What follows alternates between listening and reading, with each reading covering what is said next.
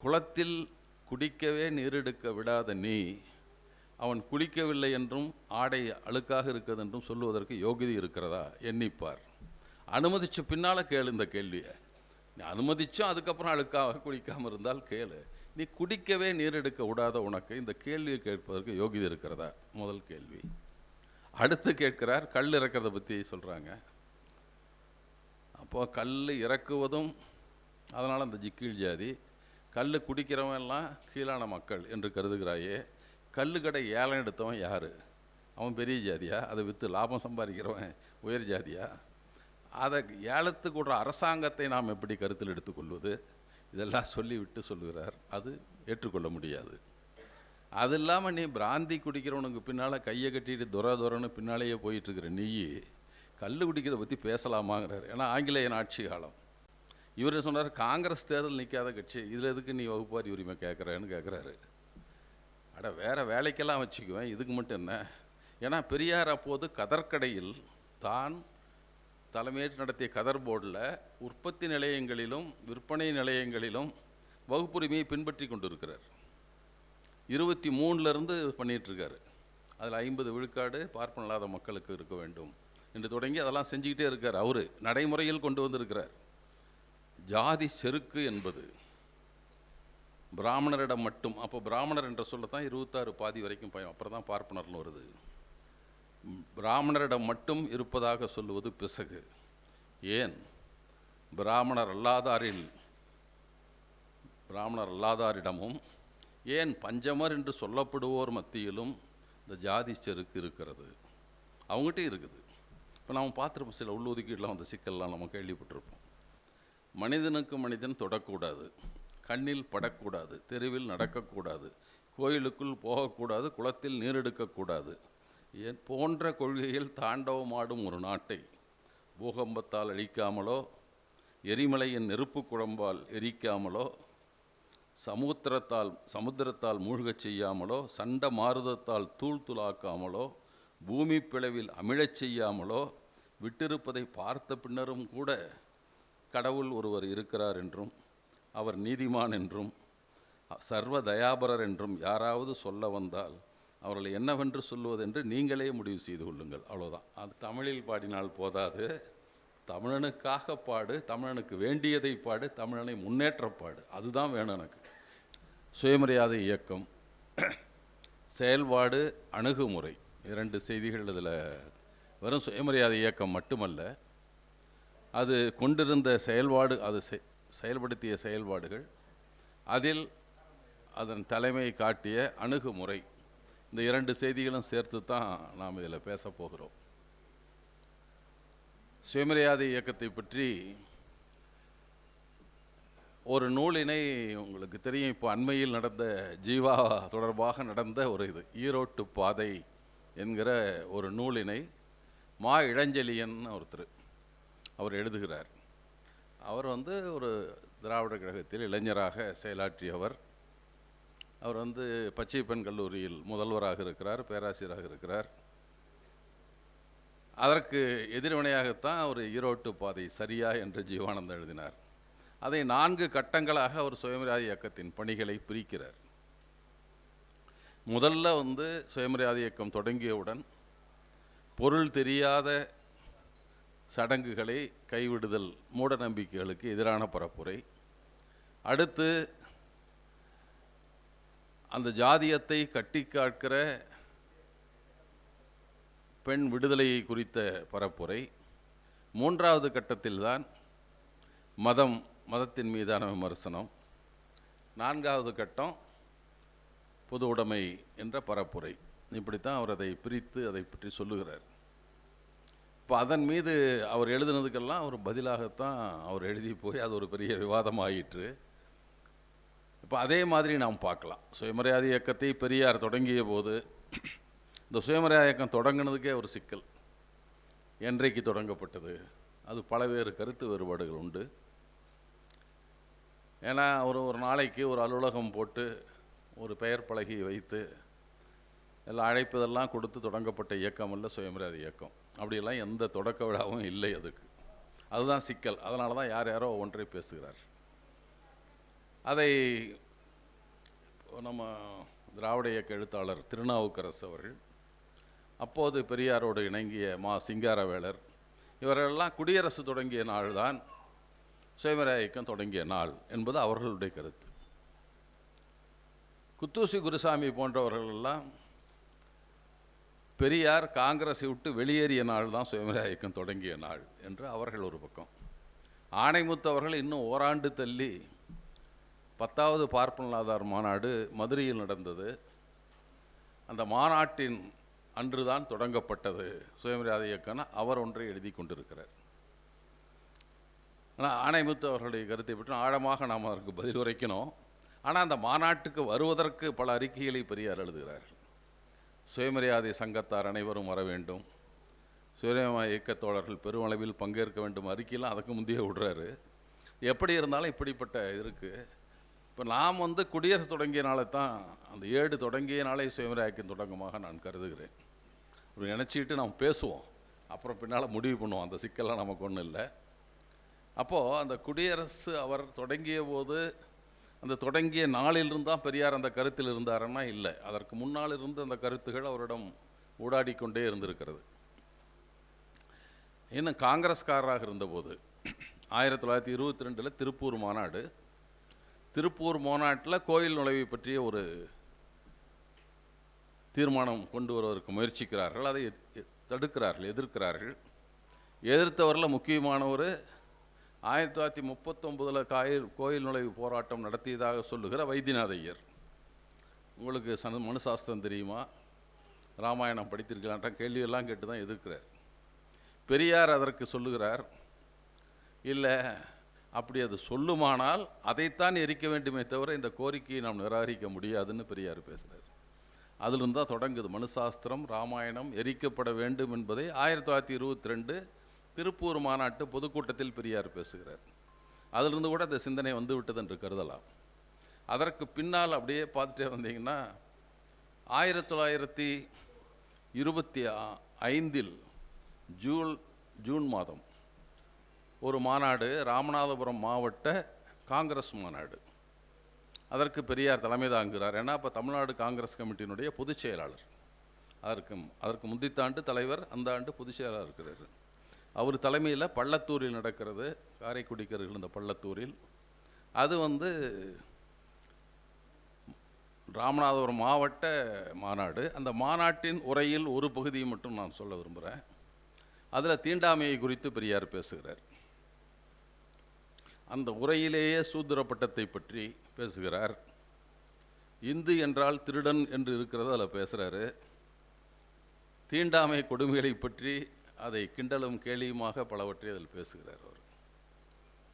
அதில் தீண்டாமையை பற்றி வழக்கமான பல நேரங்களில் நான் சொன்னது தான் நீங்கள் கேட்டிருக்கலாம். ஏன் அந்த மக்களை ஒதுக்கி வைக்கிறீர்கள்? ஏன்னா அப்போ நாடார்களும் பட்டியலினத்தில் சேர்க்கப்பட்டவர் தாழ்த்தப்பட்ட மக்களாக கருதப்பட்ட காலம். அப்போ அவர் சொல்கிறார், இல்லை எதுக்கு காரணம்னா அவன் கல் இறக்குறான், கல் குடிக்கிறான், மாட்டுக்கறி சாப்பிட்றான், சுத்தமாக இருக்கிறதில்ல, குளிக்கிறதில்ல, அதனால் என்று சொல்லுகிறார்கள். பெரியார் அதுக்கெல்லாம் ஒவ்வொரு கேள்வியாக, இந்த கேள்வி அவரே எழுப்பி அது கேளுக்கு விடையும் அந்த மாநாட்டில் பேசுகிறார். அப்போ காங்கிரஸ்காரர் அவர், குளத்தில் குடிக்கவே நீரெடுக்க விடாத நீ அவன் குளிக்கவில்லை என்றும் ஆடை அழுக்காக இருக்கிறது என்றும் சொல்லுவதற்கு யோகிதை இருக்கிறதா எண்ணிப்பார். அனுமதிச்ச பின்னால் கேளு இந்த கேள்வியை. நீ அனுமதிச்சும் அதுக்கப்புறம் அழுக்காக குளிக்காமல் இருந்தால் கேளு. நீ குடிக்கவே நீர் எடுக்க விடாத உனக்கு இந்த கேள்வியை கேட்பதற்கு யோகிதை இருக்கிறதா? முதல் கேள்வி. அடுத்து கேட்கிறார், கல் இறக்கிறத பற்றி சொல்கிறாங்க.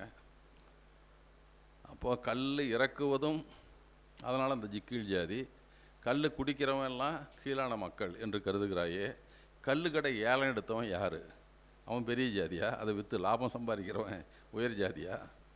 அதை ஏலத்துக்கு விடுற அரசாங்கத்தை நாம் எப்படி கருத்தில் எடுத்துக்கொள்வது? இதெல்லாம் சொல்லிவிட்டு சொல்லுகிறார், அது ஏற்றுக்கொள்ள முடியாது. அது இல்லாமல் நீ பிராந்தி குடிக்கிறவனுக்கு பின்னால் கையை கட்டிட்டு துரன்னு பின்னாலேயே போயிட்டுருக்கிற நீ கல் குடிக்கிறத பற்றி பேசலாமாங்கிறார். ஏன்னா ஆங்கிலேயன் ஆட்சி காலம். அவன் நல்லா சீமை மதுவை குடிக்கிறான், அவனால் கையை கட்டிட்டு துரன்னு பின்னால் போகிறான், அப்போல்லாம் உனக்கு தெரியலையா என்று கேட்கிறார். அடுத்து மாட்டுக்கறி சாப்பிடுகிறான். அவர் வேடிக்கையாக கேட்குறார், நீ எல்லாம் பெரிய ஜாதிக்காரன், கோழி சாப்பிடுவ, சரி, அவன் மாடு சாப்பிட்றான், கோழி என்ன சாப்பிடுதுன்னு தெரியுமா உனக்கு? அழுக்கை, புழுவை, மலத்தை, சளியை இதெல்லாம் தின்னுட்டு வர கோழியை திங்கிற நீ பெரிய ஜாதி, பசும்புல்லை, புண்ணாக்கை, தவிட்ட திங்கிற மாட்டை திங்கிறவன் எப்படா கீழ் ஜாதி ஆனா என்று கேட்கிறார். அந்த மாநாடு இப்போ இந்த ஜாதி ஒழிப்பு பற்றிய தீண்டாமை மீது நீங்கள் சுமத்துகிற பொய்யான குற்றச்சாட்டை அம்பலப்படுத்துவது அப்போ தொடங்கிடுறாரு அவர். அதுலேயே சொல்கிறாரு, மனுசாஸ்திரத்தில் சூத்திரன் என்றால் தாசி மகன் என்று இருக்கிறது என்பதை அந்த மாநாட்டில் பேசுகிறார். இந்து என்றால் திருடன் என்று பாரசீக வார்த்தை என்று சொல்லுகிறார்கள் என்றும் பேசுகிறார். கலைஞர் பின்னால் பேசுனது சத்தம் போட்டான், இந்துனா திருடன் இருக்குனதுக்கு. அவர் பெரியார் 25 அதை சொல்கிறார். இப்படித்தான் அவருடைய அந்த வகுக்காரு. அந்த சமயம் அதற்கு முன்னால் அதற்கு அடுத்து அந்த சமயத்தில் வைக்கம் போராட்டம் நடந்துகிட்டு இருக்கு. இந்த காலகட்டம் அது. சரி, இடஒதுக்கீட்டை பற்றிய கோரிக்கை, அதாவது வகுப்பாரி உரிமை, நேற்றே சொன்னேன். அப்போ இருந்ததெல்லாம் 100ஐயும் பிரித்து கொடுப்பது தான், சில இடங்களை மட்டும் ஒதுக்குவதல்ல. அப்போ இருந்தது வகுப்பு வாரியாக பிரித்து கொடுப்பது, எல்லாத்தையும் 100 இடத்தையும். இப்போ மாதிரி இவ்வளோ பெர்சன்டேஜ் எல்லாம் அப்போ கிடையாது. அதை குறித்து தொடர்ந்து கோரிக்கைகள் வைப்பதும், மாநாட்டில் தீர்மானமாக கொண்டு வருவதும், அதை ஏற்றுக்கொள்ள மறுப்பதும். அதில் தான் பெரியாரோடு இணக்கமாக இருந்த திருவிக்காவுக்கும் அவருக்கான முரண்பாடு. கடுமையாக திருவிக்காவை விமர்சனம் பண்ணிட்டு வர்றார். திருவிக்கா அதுக்கெல்லாம் பதில் எழுதுகிறாரு. ஏன்னா பெரியார் காங்கிரஸில் சுயராஜ்ய கட்சின்னு ஒரு கட்சி, தனியாக தேர்தல் நிற்கிறதுன்னு ஒரு கட்சி இருக்கிறது. இவர் சொன்னார், காங்கிரஸ் தேர்தல் நிற்காத கட்சி, இதில் எதுக்கு நீ வகுப்பாரி உரிமை கேட்குறேன்னு கேட்குறாரு. அட, வேறு வேலைக்கெல்லாம் வச்சுக்குவேன், இதுக்கு மட்டும் என்ன? ஏன்னா பெரியார் அப்போது கதர்கடையில் தான் தலைமையேற்று நடத்திய கதர் போர்டில் உற்பத்தி நிலையங்களிலும் விற்பனை நிலையங்களிலும் வகுப்புரிமையை பின்பற்றி கொண்டு இருக்கிறார். 23லேருந்து பண்ணிகிட்ருக்காரு. அதில் 50 விழுக்காடு பார்ப்பன இல்லாத மக்களுக்கு இருக்க வேண்டும் என்று தொடங்கி அதெல்லாம் செஞ்சுக்கிட்டே இருக்கார். அவர் நடைமுறையில் கொண்டு வந்திருக்கிறார். நீ ஏன் அரசியல் கட்சி பற்றி பேசுகிற? அரசியல் சுயராஜ்ய கட்சி மாநாடு தான் அங்கே தீர்மானம் கொண்டு வா, காங்கிரஸ் மாநாடு தேர்தல் நிற்காத கட்சி. என்ன, நான் தேர்தல் பதவிக்கு மட்டும் கொண்டு வரல, எல்லாத்துக்குன்னு சொல்லி அந்த அது தெரியும், எல்லாம் கேள்விப்பட்டிருப்பீங்க. அப்போது தான் பெரியார் கோபித்து கொண்டு வெளியே வர்றாரு. இதுதான் சுயமரியாதை இயக்கம் தொடக்கமாக இதை சொல்லுவர்களும் உண்டு. எப்படி இருந்தாலும் சுயமரியாதை இயக்கம் வந்த உடனே கேள்விகளாக தான் வைத்து கொண்டே இருக்கிறார்கள். இப்போ கேள்வி வைக்கிற போது அவர் மதத்தின் மீது கடுமையான இதெல்லாம் வைப்பதில்லை. அந்த சமயத்தில் மதம் என்பதை பற்றி நேரடியாக பேசாமல் மூட நம்பிக்கைகள், மனிதனை இழிவுபடுத்துகிற போக்குகள், இதை பற்றி மட்டும்தான் பேசுகிறார். அதில் இப்போது நிறைய அந்த கேள்விகள்லாம் கூட கேட்டுக்கொண்டிருந்தார்கள். அதில் பெரியார் எப்படி பார்ப்பனர்களை மட்டும் திட்டினாரான்னதுக்கு ஒரு எடுத்துக்காட்டு சொல்லணும். குடியரசு தொடங்குறது 5ஆம் மாதம், 8ஆம் மாதம் குடியரசில் ஒரு கட்டுரை ஒன்று வருகிறது, நவரத்னங்கள்னு ஒன்று. பெரியார் பேச்சிலிருந்து துணுக்காக எடுத்து போடுறாங்க. எழுத்தில் ரீல்ஸ், அது பூரா படிக்க மாட்டாங்க. 2, 3, 4 வரி 5 வரி எடுத்து போடுற முறை அப்போது இருக்கிறது. 9 கருத்துக்களை 2 வாரத்துக்கு ஒரு தடவை போடுறாங்க, நவரத்னங்கள்ன்ட்டு. அதில் சொல்கிறாரு, முதல் இதே என்னென்னா, ஜாதி செருக்கு என்பது பிராமணரிடம் மட்டும். அப்போ பிராமணர் என்ற சொல்லத்தான் 26 பாதி வரைக்கும் பயம், அப்புறம் தான் பார்ப்பனர்னு வருது. பிராமணரிடம் மட்டும் இருப்பதாக சொல்லுவது பிசகு. ஏன் பிராமணர் அல்லாதாரிடமும் ஏன் பஞ்சமர் என்று சொல்லப்படுவோர் மத்தியிலும் இந்த ஜாதி செருக்கு இருக்கிறது, அவங்ககிட்டையும் இருக்குது. இப்போ நம்ம பார்த்துருப்போம், சில உள்ளொதுக்கீடெலாம் சிக்கல்லாம் நம்ம கேள்விப்பட்டிருப்போம். இப்படி இருக்குது, அவங்களுக்கும் தான் இருக்குது. ஆனால் இவை அத்தனைக்கும் ஊற்றுக்கண் பார்ப்பனர்கள் தான் என்று அதில் சொல்கிறார். இருக்குதுப்பா அவங்ககிட்டலாம், ஆனால் ஊற்றுக்கண் இங்கிருந்து தான் தொடங்குது, இங்கிருந்து தான் போய் அவங்ககிட்டலாம் போய் சேர்ந்துருக்குது என்ற வரியும், இன்னொரு வரி ஒன்று சொல்லுவார் கல்வியை பற்றி. இன்றைய கல்வி முறை, அது கல்வி முறைன்னு சொல்கிறதில்ல, பரீட்சை முறை, தேர்வு முறை என்பது மாணவனின் ஞானத்தை சோதிப்பதாக இல்லை, அவன் ஞாபக சக்தியை சோதிப்பதாக இருக்கிறது. அவன் என்னடா செய்தியை புரிஞ்சுக்கிட்டான்லாம் பார்க்குறதில்ல, தப்பு இல்லாமல் வரியில் ஒரு எழுத்து விடாமல் எழுதுறானான்னு தான் பார்க்குற. அவன் ஞாபக சக்தி தான். பின்னால் ஒரு இடத்துல சொல்லுவார், சாப்பிட்டதை முழுசும் வாந்தி எடுத்துட்டானா பெரிய அவன் அறிவாளி, 2, 3 பருக்க உள்ளே நின்று போனால் கம்மி மார்க் அவன் என்றெல்லாம் சொல்லுவார் பின்னால்.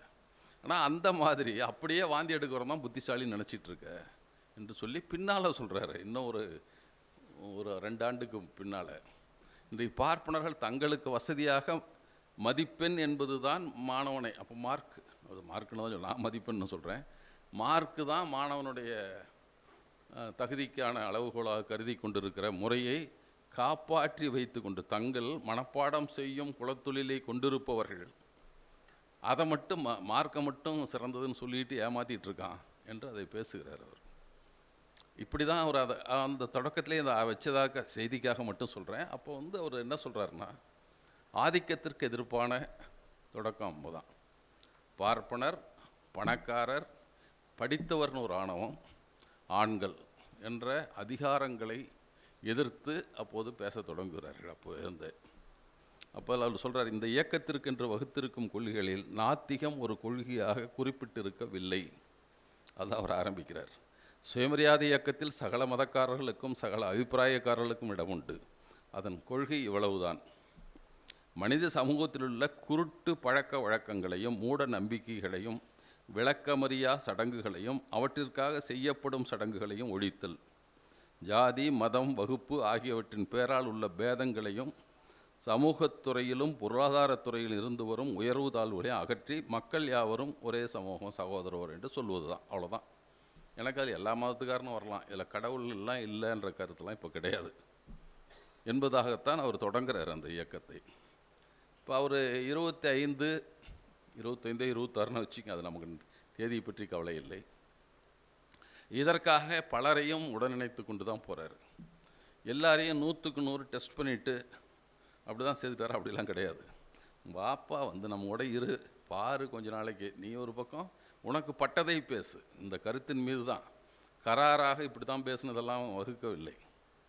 அப்படி தான் எல்லாரும் இருந்திருக்காங்க. அவர் எல்லாருக்கும் தனியாக சுதந்திரமாக தங்கள் கருத்தை பேசியிருக்கிறார்கள். ஆனால் அடிப்படையாக இது இருக்கணும், விளக்கமறியா சடங்குகளை எதிர்க்கணும், மூட பழக்க வழங்க எதிராக இருக்கணும், சகோதரத்துவத்தை பேண வேண்டும், இவ்வளவுதான். நீ பேசு. ஒன்றும் பெருசாக அதுக்கான இதெல்லாம் வச்சதாக அவர் காலத்தில் இல்லை. இப்படித்தான் அவருடைய சுயமரியாதை இயக்கம் தொடங்குகிறது. அப்போ அதில் தொடர்ச்சியாக வந்து ஒவ்வொன்றா அடுத்து 28 எப்படி கடவுளை பற்றி கொஞ்சம் அப்போ தான் பேச வர்றார். 28 நடக்குது தென்னிந்திய சீர்திருத்தக்காரர்கள் மாநாடு. வேறு மாநிலத்துக்காரெலாம் வந்து கலந்துக்கிறாங்க. ஆனால் தலைவராக பெரியார் அதில் இருக்கார். அதில் அவர் பேசுகிறாரு, என்ன எது கடவுளை அவர் மறுக்க சொல்லுகிறது என்றால், மனிதனுக்கு மனிதன் தொடக்கூடாது, கண்ணில் படக்கூடாது, தெருவில் நடக்கக்கூடாது, கோயிலுக்குள் போகக்கூடாது, குளத்தில் நீரெடுக்கக்கூடாது போன்ற கொள்கையில் தாண்டவமாடும் ஒரு நாட்டை பூகம்பத்தால் அழிக்காமலோ, எரிமலையின் நெருப்பு குழம்பால் எரிக்காமலோ, சமுத்திரத்தால் மூழ்கச் செய்யாமலோ, சண்ட மாருதத்தால் தூளாக்காமலோ, பூமி பிளவில் அமிழச் செய்யாமலோ விட்டிருப்பதை பார்த்த பின்னரும் கூட கடவுள் ஒருவர் இருக்கிறார் என்றும் அவர் நீதிமான் என்றும் சர்வ தயாபரர் என்றும் யாராவது சொல்ல வந்தால் அவர்களை என்னவென்று சொல்லுவதென்று நீங்களே முடிவு செய்து கொள்ளுங்கள். அவ்வளோதான். அது கடவுளை பற்றிய விமர்சனம். அவ்வளோதான். எல்லாம் ஒருத்தன் இப்படி இருக்கிறான், அவனுக்கு எல்லாத்தையும் மேலே அன்புள்ளவர், எல்லார் மேலேயும் அன்புள்ளவர் கடவுளுங்கிறான். ஆனால் ஒருத்தனை மட்டும் வீட்டுக்குள்ளே போகக்கூடாதுங்கிறான், தெருவில் நடக்கக்கூடாதுங்கிறான், தண்ணி எடுக்கக்கூடாதுங்கிறான். இப்படி பார்த்துட்டு ஒரு மனுஷன் இருப்பானா? இருந்தால் அவன் சர்வதயாபரனா என்று நீங்கள் யோசித்து கொள்ளுங்கள். அவ்வளோதான். இப்படி தான் அவர் ஒன்றாக சொல்லுகிறார். அடுத்தது, எனக்கு கடவுளை பற்றியோ மதத்தை பற்றியோ சாஸ்திரத்தை பற்றியோ அக்கறை இல்லை. ஆனால் கெடுதியை நீக்கவும் கொடுமைகளை போக்கவும் முயற்சி செய்கிற போது கடவுள்தான் ஜாதிகளை ஏற்படுத்தினார், அதன்படி நடக்கத்தான் வேண்டுமென்றால் அந்த கடவுளை எத்தனை பெரிய கடவுளாய் இருந்தாலும் அதை சுட்டு பொசுக்க வேண்டாமா என்றே உங்களை கேட்கிறேன். இப்படி தான் அவருடைய விமர்சனங்கள் இந்த முறையாக வந்து கொண்டு இருக்கிறது. இதில் எல்லாம் என்ன நேரம் குறைவாக வேகம் விட்டுறேன். அப்போ அவர் சொல்கிறது என்னென்னா, எனக்கு எதை முக்கியமாக கருதுகிறேன். அப்போ தென்னாப்பிரிக்காவில் இருக்கிற வெள்ளையர் கருப்பர் நிறவெறியை பற்றி பேசுகிறார்கள். அதை பற்றி காங்கிரஸ் ஒரு தீர்மானம் போடுது. அப்போ ஒன்று எழுதுகிற அறிக்கை 1925 தான். தென்னாப்பிரிக்காவில் வெள்ளையர் கருப்பருக்கு இழைக்கும் கொடுமையை விட மோசமானது இந்த நாட்டில் தாழ்த்தப்பட்டோருக்கு இழைக்கப்படும் கொடுமைகள். இதையெல்லாம் விட்டுட்டு நீ தென்னாப்பிரிக்காவின் கொடுமையை பண்ணுறியே, உனக்கு உங்களுக்கு வெக்கமாக இல்லையா? காங்கிரஸை பார்த்து கேள்வி வைக்கிறார். கொஞ்சம் கூட உங்களுக்கு வெக்கமாக இருக்காது? இந்த ஊரில் இதெல்லாம் நடந்துகிட்டு இருக்குது, ஒன்றுமே செய்யலை. தென்னாப்பிரிக்காவில் ஏதோ நிறவரியில் இருக்கானோ, அதுக்கு பேசுகிறேன் என்பதை போன்ற விமர்சனங்களை அவர் வைத்து கொண்டிருக்கிறார். அடுத்த ஸ்டெப்பு போகிறது வந்து தனி கிணறுகள் வெட்டுவதை பற்றிய கருத்து. அதுவும் வந்து இதே ஜீவானந்தம் கதையில் வர்ற கதை தான். அதுவும் சிரா வயலில் அவர் எதை நிறுவனதாக சொல்லிக் கொள்ளுகிறார்கள். அதில் ஆசிரியராக இருந்தார் தான் நம்ம கருத்து. ஜீவானந்தம் அங்கே இருக்கிறாரு, அங்கே அந்த கோயில், அங்கே பள்ளிக்கூடத்துக்கு போகிறாரு. 2 வேலை, ஒன்று காந்தி வாசகசாலை, அதில் இன்னொன்று காந்தி கிணறு திறந்து வைக்க சொல்லி பெரியாரை கூப்பிட்றாங்க. பெரியார் போகிறாரு. அப்போ பெரியார் அதில் சொல்கிறாரு, எனக்கு சரி வாசகசாலை மகிழ்ச்சி திறந்து வைக்கலாம், இந்த கிணறு வெட்டுறது எனக்கு உடன்பாடே இல்லை. எனக்கு தனியாக ஒரு கிணறு வெட்டுவது என்பது எப்படி இருக்குதுன்னு அவர் சொல்கிறாருன்னா, தனி கிணறு வெட்டுவது ஆதி திராவிடர்கள் நம்மை விட தாழ்ந்தவர்கள், அவர் நம்முடன் கலக்கத்தக்கவர் அல்ல என்ற ஒரு நிரந்தரமான வேலியும் ஞாபக குறிப்பும் ஏற்படுவதாகத்தான் இதுக்கு அர்த்தம். தனியாக நீ கூட கலக்கூடாத பண்ணி அதில் குடிச்சிக்க தண்ணி என்று சொல்வது என்று சொன்னதோடு அவர் நிறுத்துறதில்லை. சொல்கிறாரு, நீங்கள் தயவு செஞ்சு தண்ணி எடுத்து குடிக்காதீங்க, தாகத்தால் செத்து போனாலும் போயிடுங்க, தயவு செஞ்சு தனி கிணத்துல போய் தண்ணி எடுக்காத, பொது கிணற்றில் நீர் எடுக்க போராடுங்கள். இதுதான் அவருடைய கருத்தாக சொல்லிவிட்டு, நான் வந்து காங்கிரஸில் இருந்தபோது, தலைவராக இருந்தபோது பணம் அனுப்புனாங்களாம். தீண்டாமை ஹரிஜன நலநிதியிலிருந்து தனி கோயில், தனி கிணறு எல்லாம் வெட்டுறதுக்குன்னு 48,000 ரூபான்னு சொல்கிறார். அப்படி 58,000 ரூபா பணம் அனுப்புகிறான். அப்போ அது பெரிய தொகை. நான் அதை அப்படியே திருப்பி அனுப்பிவிட்டேன். எதற்கு உடன்பாடு இல்லை, நீங்கள் காங்கிரஸ் எல்லாம் சேர்ந்து போராடணும் பொது கிணத்துல நீர் எடுக்கிறது தவிர இது நான் ஏற்றுக்கொள்ள முடியாதுன்ற திருப்பி அனுப்பி விட்டேன்னு சொல்கிறார் இதில் பெரியார். இப்போ அவர் காங்கிரஸில் இருந்தாலும் காந்தி சொல்கிறதெல்லாம் ஏற்றுக்கிட்டாலும் இந்த விஷயத்தில் ஒன்றும் ஏற்றுக்க முடியாதுப்பா காந்தியை என்பதாகத்தான் அவருடைய போக்கு. அப்புறம் காந்தியினுடைய ஒரு சந்திப்பு பெரியாரோடு, வேகமாக முடிச்சு நினைக்கிறேன், நேரம் நான் சொன்ன நேரத்துக்கு முடிக்கணும், அடுத்தெல்லாம் இருக்குது. காந்தியோட ஒரு சந்திப்பு. காந்தியாரிடம் சரார் கே சண்முகம் செட்டியார் இருக்கார், எல்லோரும் கேள்விப்பட்டவர் தான். அவர் இந்தியாவினுடைய விடுதலை பெற்ற இந்தியாவுக்கு முதல் நிதியமைச்சராக இருந்தவர். பாகிஸ்தானோட கணக்கு வழக்கெல்லாம் அவர் தான் பேசி முடிக்கிறாரு. அதே மாதிரி பொருளாதார மாநாடுகளுக்கு உலகம் பூரா, கனடாவில் நடந்த மாநாட்டுக்கு, இந்த மாநாட்டுக்கெல்லாம் இவர் தான் இந்தியாவின் பிரதிநிதியாக போயிருக்கிறார். அப்படிப்பட்ட ஒரு பொருளாதார சிந்தனை உள்ளவர், நிதியமைச்சராக இருக்கிறார். அவர் வந்து காந்தியாரிடம் பேசி கொண்டு இருக்கிற போது கொஞ்சம் இந்த மாதிரி ஜாதி சிக்கல், அதில் சாஸ்திரம் பண்ணுற அக்கிரமம் இதெல்லாம் பேசுகிறாரு. இன்னும் காந்தியார் கேட்குறாரு, ஹூ இஸ் யுவர் காட்ஃபாதர் என்று கேட்கிறார். உங்களுக்கு யார் அறிவு தந்தை, ஞானத்தந்தை யார் என்பதை போல் உங்களுக்கு யார் யாரெல்லாம் சொல்லி கொடுத்தாங்கன்றது கேட்குறது வேறு பொருளில் கேட்குறாரு. அப்படிலாம் எனக்கு யாரும் கிடையாது, நானே யோசிச்சு தான் அதெல்லாம். ஒருவேளை அப்படி யாராவது இருக்கணும்னு சொன்னீங்கன்னா உங்கள் பழைய சீடர் ராமசாமி நாயக்கர் தான் எனக்கு ஞானத்தந்தை என்று சொல்லுகிறார். அடடே, இப்படி கருத்துள்ளவராக அவர்கிட்ட நாம் பேசணுமே. பெரியார் போகிறார், போய் பேசுகிறாங்க. அவர் சில விளக்கமெல்லாம் கொடுக்குறாரு. 2 தடவை சந்திச்சிருக்காங்க. விளக்கமெல்லாம் கொடுக்குறாரு. அது இவர் ஒத்து வரல. சும்மாங்க நீங்கள் சொல்கிறதெல்லாம் ஏன் நாம் மாற்றக்கூடாதா அப்படிங்கிறாரு. மாற்றலாம், நீங்கள் அவனை மதிக்க வரைக்கும் மாற்றுவான், நீங்கள் போனால் திருப்பி அவன் மாற்றிடுவான். இதெல்லாம் நடக்காது உங்கள் இந்து மதத்தில். இந்து மதம் வரைக்கும் ஒன்றும் பண்ணாது. இல்லையே, என்னை மதிக்கிறார்களே, பார்ப்பனர்கள் அப்படியெல்லாம் இல்லைங்கிறாரு.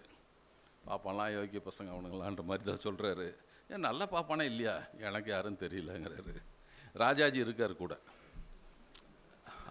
நான் ஒருவரை பார்த்துருக்கிறேன், கோபாலகிருஷ்ண கோகலே நல்ல பிராமணர் இல்லவா அப்படிங்கிறாரு. நீங்கள் மகாத்மா, உங்கள் கண்ணுக்கே ஒரே ஒரு நல்ல பாப்பா தான் தெரிகிறான், நான் சாதாரண ஆத்மா, எனக்கு என்ன தெரியும் எனக்கு என்று பெரியார் கிண்டலாக சொல்லிட்டு பார்த்தேன். நீங்கள் அவங்களுக்கு ஆதரவாக இருக்க வரைக்கும் உங்களை வெட்டு வைப்பான், நீங்கள் கொஞ்சம் மாறி போனதுன்னா முடிச்சிருவான், நீங்கள் பாப்பானை பற்றி அவ்வளோதான் தெரிஞ்சு வச்சுருக்கீங்கன்னு சொல்கிறார் அவர் பெரியார். சொல்லிவிட்டு வந்துடுறாரு. அப்போ வந்து எழுதுகிறார் அதை குடியரசில். காந்தியாரிடம் பேசி முடித்த பின்னால் என்னுடைய சம்மதம் இல்லாமல் இந்த உரையாடலை வெளிப்படுத்தக்கூடாது என்று சொன்னதால் முழுவதையும் எழுத முடியவில்லைங்கிறார் பெரியார். அவர் என்கிட்ட ஒரு வார்த்தை வர சொல்லிட்டார், எனக்கு தெரியாமல் எழுதாதப்பா நான் பேசுனதெல்லாம் என்று சொல்லிவிட்டார். அதே போல் அது எப்போ வந்ததுன்னா 48 ஜனவரி 31 அவரை சுட்டு கொன்ன பின்னால் மார்ச் மாதம்தான் வள்ளுவர் பண்ணையின் சார்பாக நம்முடைய புலவர் குழந்தை தான் அந்த உரையாடலை வெளியிட்டிருக்கார் புத்தகமாக. அதுக்கு முந்தைய அந்த உரையாடல், அவங்களுக்கு முழு உரையாடல் நமக்கு தெரியாது என்ன நடந்ததுன்னா, அதில் மதம் இதை பற்றியெல்லாம் பேசியிருக்காங்க, விரிவாக பேசியிருக்காங்க. திருப்பி வாங்க பேசலாம் அப்படின்னு சொல்கிறாரு. வந்து இவர்கிட்டலாம் திருப்பி பேசி பிரயோஜனம் இல்லைங்க, திருப்பி வரமாட்டேன்னு ராஜாஜி சொல்லிட்டு வந்துடுறாரு. இந்த ஆள்கிட்ட திருப்பி பேசி என்ன பண்ணுறது? என்ன காரணம்னா, அவர் வர்ணாசிரமத்தை பற்றி அதற்கு பின்னால் ஆதரவாக பேசுகிறார். ஜாதி தீண்டாமல் கூடாதான், ஆனால் வர்ணாசிரமம் இருக்கணுங்கிறார் காந்தி. என்னையா இருந்தாலும் ஒரு இவர் மாதிரி இருக்காரே, இப்படியெல்லாம் பேசுகிறாரே. அதுக்கப்புறம் காந்தியாரை கடுமையாக விமர்சனம் பண்ண ஆரம்பிச்சிடுறாரு. அப்போ இவெல்லாம் காங்கிரஸ்காரன் எழுதுகிறான், என்ன நீ வெறும் காந்தி திரு காந்தின்னு எழுதுறாரு. அதுக்கப்புறம் மகாத்மாலாம் விட்டுறாரு. என்ன திரு காந்தி, காந்தியாருக்கு மரியாதை இல்லாமல் போடுறீங்க, திருன்னு தான் நான் போட்டிருக்கிறேன் அவர் சொல்கிறார்.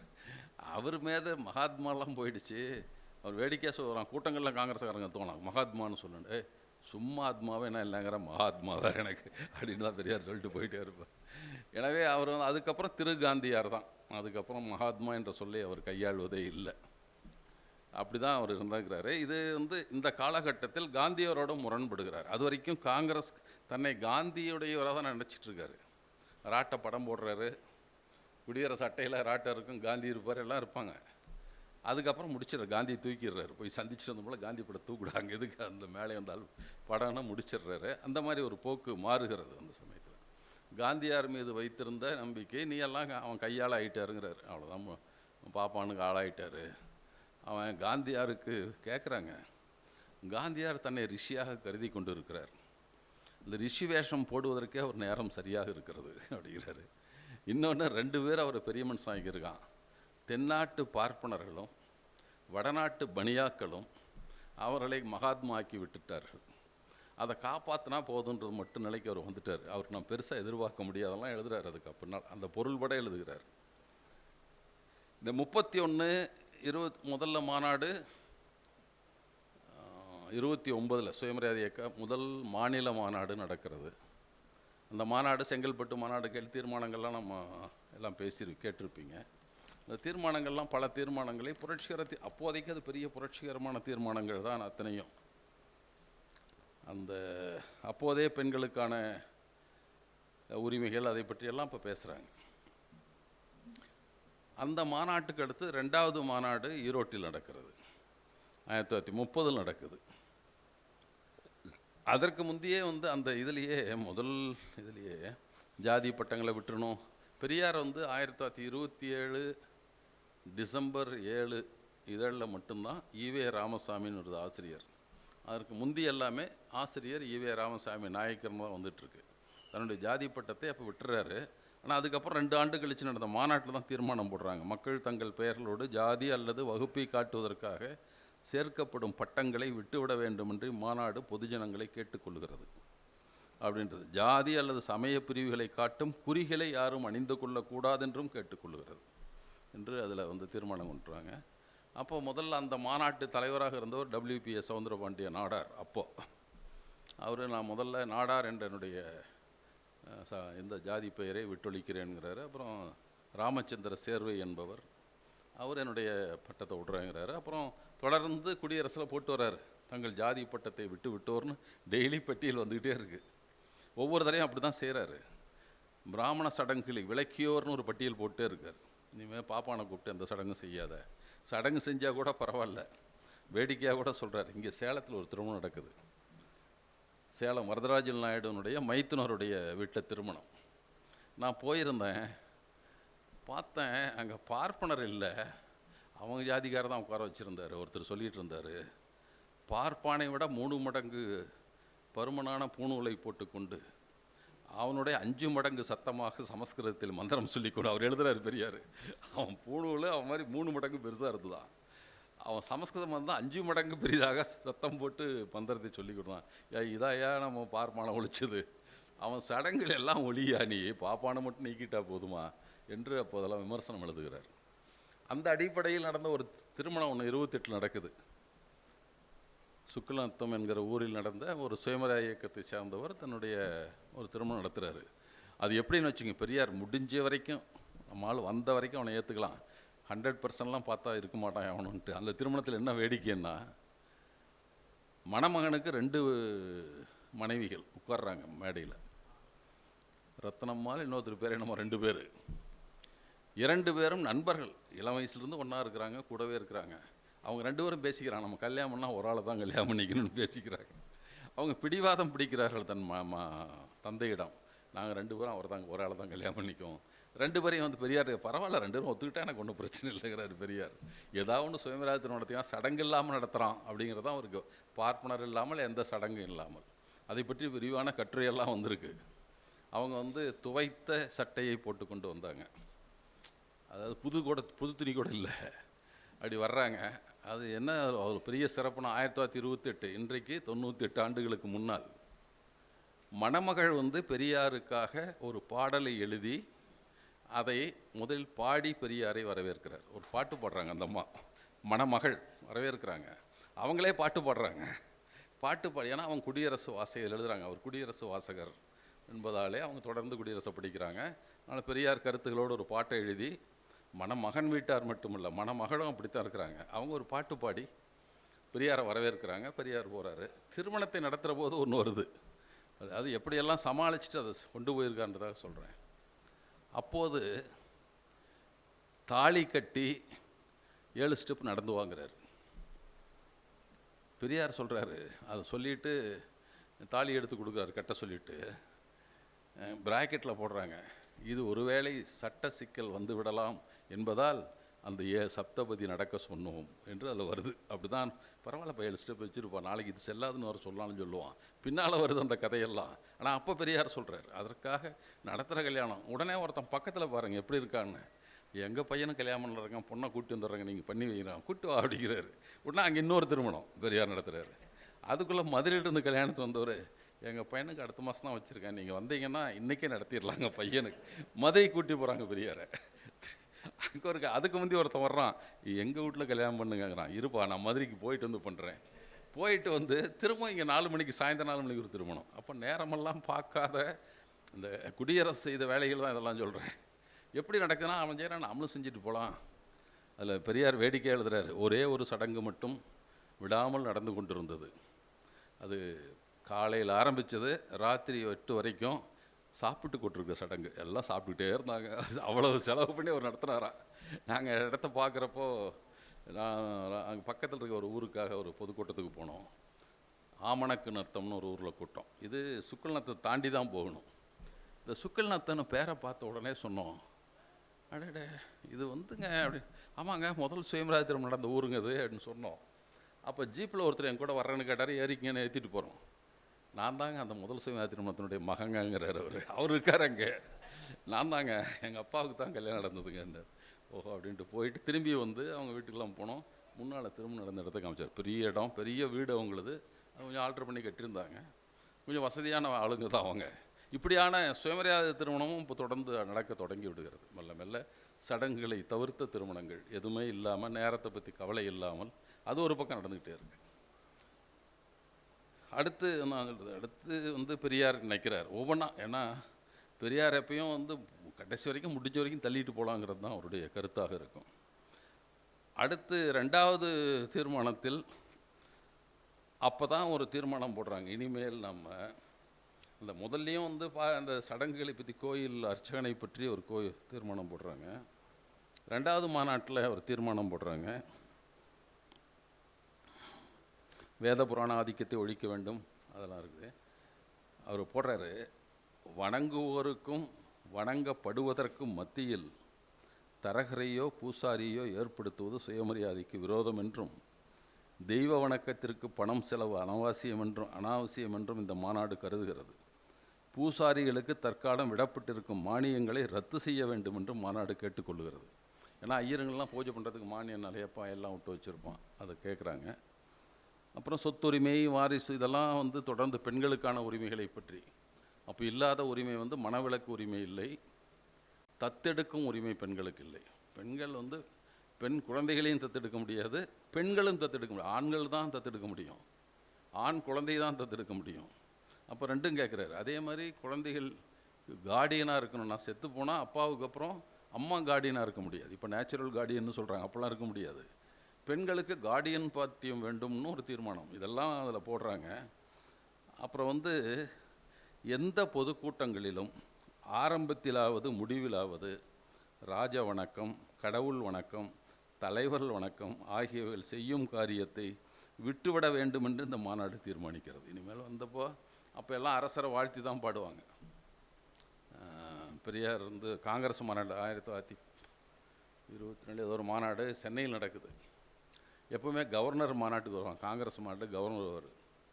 கவர்னர் வந்த உடனே தான் ராஜாவை வாழ்த்தி ஒரு தீர்மானம், பிரிட்டிஷ் ராஜாவை வாழ்த்தி, அதுக்கப்புறம் ராஜ விசுவாச தீர்மானம் நிறைவேற்றிட்டு அப்புறம் தான் தீர்மானம். அப்போ பெரியார் சொல்கிற இந்த பொழப்பெல்லாம் இனிமேல் கிடையாது. எந்த கூட்டத்துலேயும் ராஜ வணக்கம் கிடையாது, கடவுள் வணக்கம் கிடையாது, தலைவர்கள் வணக்கம் கிடையாது. இனிமேல் எந்த கூட்டத்தையும் இருக்கக்கூடாது. அது அடுத்த ஒரு முக்கியமான வித்தியாசமான திருமணம்ன்றதுக்காக நான் சொல்கிறேன். அதை விட இன்னொன்று என்ன சொல்கிறாரு, சங்கத்திற்கு போதிய பண உதவி பெற்று கொஞ்சம் காசு சேர்ந்த பின்னால் மிஷினரி பெண்கள் மாதிரி படித்த பெண்களை சம்பளத்திற்கு அமர்த்தி கிராமங்களில் உள்ள படியாத திருந்தாத பெண்களுக்கு கல்வியை போதிப்பதுடன் நமது இயக்க கொள்கைகளையும் போதிப்பது ஆகிய காரியங்களை செய்ய வேண்டும் என்று இந்த மாநாடு தீர்மானிக்கிறது. அப்போ இயக்கத்திற்கு நமக்கு பொருளாதார வசதி வந்தவுடனே முழு நேரம் பணியாற்றுகிற பெண்களுக்கு சம்பளத்தை கொடுத்து அமர்த்திக்கலாம். அவங்க பெண்களுக்கு கல்வியும் சொல்லித்தட்டும், அதே சமயத்தில் சுயமரியாதை கருத்துக்களையும் பரப்பட்டும், நூல்களையும் விற்கட்டும். இப்படி ஒரு தீர்மானம். ஏன்னா இதோட தான் நான் மணியம்மையாரை பார்க்குறேன் பின்னால். அது இருக்கட்டும். அந்த மாதிரியான தீர்மானங்கள், அதே மாதிரி சாரதா சட்டம் வந்த போது வரவேற்கிறது, இந்த மாதிரியான தீர்மானங்கள் தான். 31 தான் ஒரு தீர்மானத்தை அவர் போடுறாரு. மனிதத்தன்மையை தடைப்படுத்துவதற்கு மதங்களின் பெயரால் ஏற்பட்டுள்ள பழக்க வழக்கங்களே காரணமாய் இருப்பதால் அப்படிப்பட்ட எல்லா மதங்களும் மறைந்து போக வேண்டும் என்றும், மதங்கள் ஒழியும் வரை மனிதர்களுக்குள் சகோதரத்துவம் வளராதென்றும் இம்மாநாடு அபிப்பிராயப்படுகிறது என்று மத ஒழிப்பு தீர்மானம் அப்போ தான் முதல் முறையாக 31 தான் போடுறாரு, விருதுநகர் மாநாடு. அந்த மாநாட்டின் அப்போ அது நீண்ட நேரம் எழுத பேசிட்டு இருக்கேன்னு நினைக்கிறேன். ஏன்னா காங்கிரஸ் ஒரு தீர்மானம் போடுது, பிரஜா உரிமை சட்டம், ஃபண்டமெண்டல் ரைட்ஸ் என்ன இருக்கும், விடுதலை பெற்ற இந்தியாவில்னு கராச்சியில் ஒரு மாநாடு 31 மார்ச்சில் நடக்குது. அதில் தீர்மானம் போடுறாங்க. அதில் மத நடுநிலைமை என்ற சொல்லை ரிலிஜியஸ் நியூட்ராலிட்டி என்று போடுகிறார்கள். அதில் செக்யூரில் அதை போடுறதில்லை, இதுதான் போடுறாங்க, மத நடுநிலைமை, பழக்க வழக்கங்கள். அப்புறம் சிறுபான்மை மொழிகளையும் பண்பாடுகளையும் காப்பாற்றுவது தான். சிறுபான்மை மதத்தினரும் இல்லை, மொழிகள்னால் சமஸ்கிருதம் தான் சிறுபான்மை மொழி. ஆனால் உடனே பெரியார் தான் அதுக்கு ரியாக்ட் பண்ணுறாரு. என்னடா அது மத நடுநிலைமைங்கிறான். அதை கராச்சி மாநாடுன்னு 3 தலையங்கள் எழுதுறாரு. என்ன தீர்மானம் போட்டிருக்காங்க. அந்த கராச்சி மாநாட்டு தீர்மானங்களை எதிர்ப்பதற்காகவே ஒரு மாநாடு தான் இந்த மாநாடு. மத நடுநிலைமை என்பது கூடாது, அது கூடவே கூடாது, மத சார்பின்மை தான் இருக்கணும் என்பது ஒன்று. அப்புறம் பிராமணிய மொழி, அப்புறம் தேசியத்தின் பெயரால் இந்தி பாஷையை கற்றாக வேண்டும் என்று வர்ணாசம், அதெல்லாம் வேண்டாம் சொல்லிட்டு, இதை விட சிறப்பாக இன்னொன்று போடுறாருன்னா, இந்த அது எப்படியெல்லாம் சிந்திச்சிருக்கான்றதா சொல்கிறேன். மத விடுமுறைகள் விடுகிற போது, பள்ளிகளுக்கு அரசர்களுக்கு விடுமுறை விடுகிற போது அது குறிப்பிட்ட நாளை விட வேண்டிய அவசியம் இல்லை. இஸ்லாமிய இருக்க நாட்டில் வெள்ளிக்கிழமை லீவுங்கிறான், கிறிஸ்துவ ஆட்சி பண்ண நாட்டில் ஞாயிற்றுக்கிழமை லீவுங்கிறான். அதெல்லாம் வேண்டாம். 7ஆம் தேதி, 14ஆம் தேதி, 21ஆம் தேதி, 28ஆம் தேதி லீவு. அது என்றைக்காக இருந்தாலும் சரி. இது எந்த மதத்தையும் சார்ந்ததில்ல. அதே மாதிரி மத பண்டிகைக்காக லீவு விடாதேங்கிறார். மத பண்டிகை கோகுலாஷ்டமிக்கு லீவு, பாப்பான் பூணூல் மாத்திரம் அதுக்கு ஒரு நாளைக்கு லீவு எதுக்கு? பாப்பானே 3%, அதில் ஆம்பளைங்க 1.5%, பூணூல் போடுற வயசில் இருக்கும் 3/4%. அவனுக்காக ஏன்டா 99.25 பேர் அலுவலகத்துக்கு வராமல் இருக்கணும்? கிராமத்துன்னு வர பாமரன் அலுவலகம் இல்லைன்னு தெரியாமல் அவ்வளோ தூரம் சும்மா ஏமாந்து போகணும். நீ பூணூல் மாத்திரையா, நீ மட்டும் லீவ் எடுத்துகிட்டு போ, ஒரு 10 நாள் சிஎல்ல சேர்த்தி கொடுத்துரு. அவனுக்கு இவன் இந்துக்கள்லேயே மாரியம்மட்டி ஒருத்தன் கொண்டுவான், காளியம்மட்டி ஒருத்தன், கடா வெட்டுறது ஒருத்தன் போவான், இருக்கும் 1000 இருக்கும். அவன் ஜாமிக்கு அவன் எடுத்துக்கிட்டோம். கோகுலாஷ்டமிக்கு சைவம் இதுக்கு போகிறான், அது கிருஷ்ணன் நாமம் போட்டவன் பண்டிகை, அதுக்கு போக மாட்டான் இவன். இவனுக்கு எதுக்கு லீவு? அந்த ஒரு தீர்மானத்தை 31 போடுறார். சர்க்கார் விடுமுறை என்று பண்டிகைகளை பிரதானமாய் வைத்து லீவு கொடுப்பது என்பது ஒரு வகையில் மூட வழக்கத்தில் கட்டுப்பட்டதாக இருப்பதால் சர்க்கார் அந்த வழக்கத்தை விட்டுவிட வேண்டும் என்றும், அவசியம் இருப்பவர்கள் தனி லீவு எடுத்துக்கொள்ளலாம் என்றும் மாநாடு தீர்மானிக்கிறது. கொஞ்சம் சேர்த்து லீவ் விட்டுரு, அவன் வேணால் எடுத்துகிட்டு போட்டோம். இது யாரும் பரிந்துரைப்பாங்க எனக்கு தெரியவே இல்லை. இது மீண்டும் ஒரு முறை 48 ஈரோடு சிறப்பு மாநாட்டில் தீர்மானத்தை போடுறாரு. திமுக ஆட்சிக்கு வந்தோன்னா ஒரு 300 தடவை போடுற எழுதுறாரு. அப்புறம் திருப்பியும் அண்ணா வந்து கோகுலாஷ்டமிகள் லீவ் விடுறாரு, எல்லாத்துக்கும் விடுறாரு. அப்புறம் அண்ணாதுரை நமக்கும் பேபே காட்டி விட்டாருங்கிறார், எல்லாருக்கும் பேபேம்மா அண்ணாதுரை நமக்கும் பேபே காட்டி விட்டார் என்று அதில் எழுதுறாரு பெரியார். அப்புறம் என்னடா நீ மட்டும் பகுத்தறிவாதி நினச்சிட்டுல ஒன்றும் ஆதரிச்சான், நீ இப்படி இருக்கிற நீ என்று எழுதுறாரு. இப்படி வந்து அப்புறம் வந்து போலீஸ் லாக்காவிலும் இராணுவத்திலும் பெண்கள் சேர்க்க வேண்டும் என்ற தீர்மானமும் அந்த மாநாட்டை தான் போடுறாங்க. காவல்துறையில் சேர்க்கணும், இராணுவத்தில் பெண்கள் இருக்க வேண்டும் என்ற தீர்மானங்கள். அந்த மாநாடு முடிஞ்சு ஒரு 1.5 மாதம் கழித்து அவர் வந்து கம்யூனிஸ்ட் கட்சி அறிக்கையை மொழிபெயர்த்து குடியரசில் வெளியிட தொடங்குகிறார். அதற்கு முந்தைய அந்த கருத்தெல்லாம் வந்து 27லேயே அந்த கருத்துக்கு வந்துடுறார் அவர் பெரியார். 1927 இதில் ஒரு மாநாடு நடக்குது, ஒரு போராட்டம், ஜவுளி வியாபாரிகள் ஜவுளி தொழிலாளர்கள் போராட்டம் கோவையில். அதில் பெரியாரை கூப்பிட்றாங்க, போய் பேசுகிறாரு. அதில் பேசுகிற போது ஒன்று சொல்கிறாரு, இந்த மாதிரி இந்த நாட்டில் வந்து தொழிலாளிகளை ஏமாத்துங்கிறது முதலாளிகளுடைய திறமையாக கருதிக்கிறாங்க. எல்லாம் பெருசாக அவனுடைய திறமையெல்லாம் அவனெலாம் அடக்கி வச்சுருக்கான்னு நினச்சிட்டு இருக்கிறான். ஒரு நாளைக்கு இதெல்லாம் நாசமாக போய்டும், நீ எல்லாம் ஞாபகம் பண்ணிக்க. முதல்ல எப்படி பார்ப்பன ஆதிக்கம் ஒழியும் போது போலவே பணக்கார ஆதிக்கத்தை நாம் ஒழித்தாக வேண்டும். ஆனால் அதற்கு நமக்கு வந்து ஆசைதான். 2 வேலையும் ஒன்றுதான் செய்ய முடியாத காரணத்தால் இந்த வேலையை நாம் எடுத்துக்கொண்டு இருக்கிறோம். ஆனால் இந்த வேலை முடிந்தவுடன் இயல்பாக வர வேண்டிய வேலை அதுதான். ஒரு சமுதாயத்தில் அதுதான் வரணும். அவனும் பணக்கார ஆதிக்கத்தை ஒழிக்க வேண்டும் என்பதை பேசுகிறார். அப்போ அந்த சிந்தனை 27 இருக்குது. ஆனால் 31 மொழிபெயர்த்து போட ஆரம்பிக்கிறார். இவர் மொழிபெயர்த்து போட்டுட்ருக்கிறப்பயே வந்து வெளிநாடு பயணம் புறப்படுகிறார் பெரியார். வந்து சரி, அது ரொம்ப நேரம் போயிட்டுருக்கும் போல் இருக்குது, அதை வேண்டாம்னு நினைக்கிறேன்.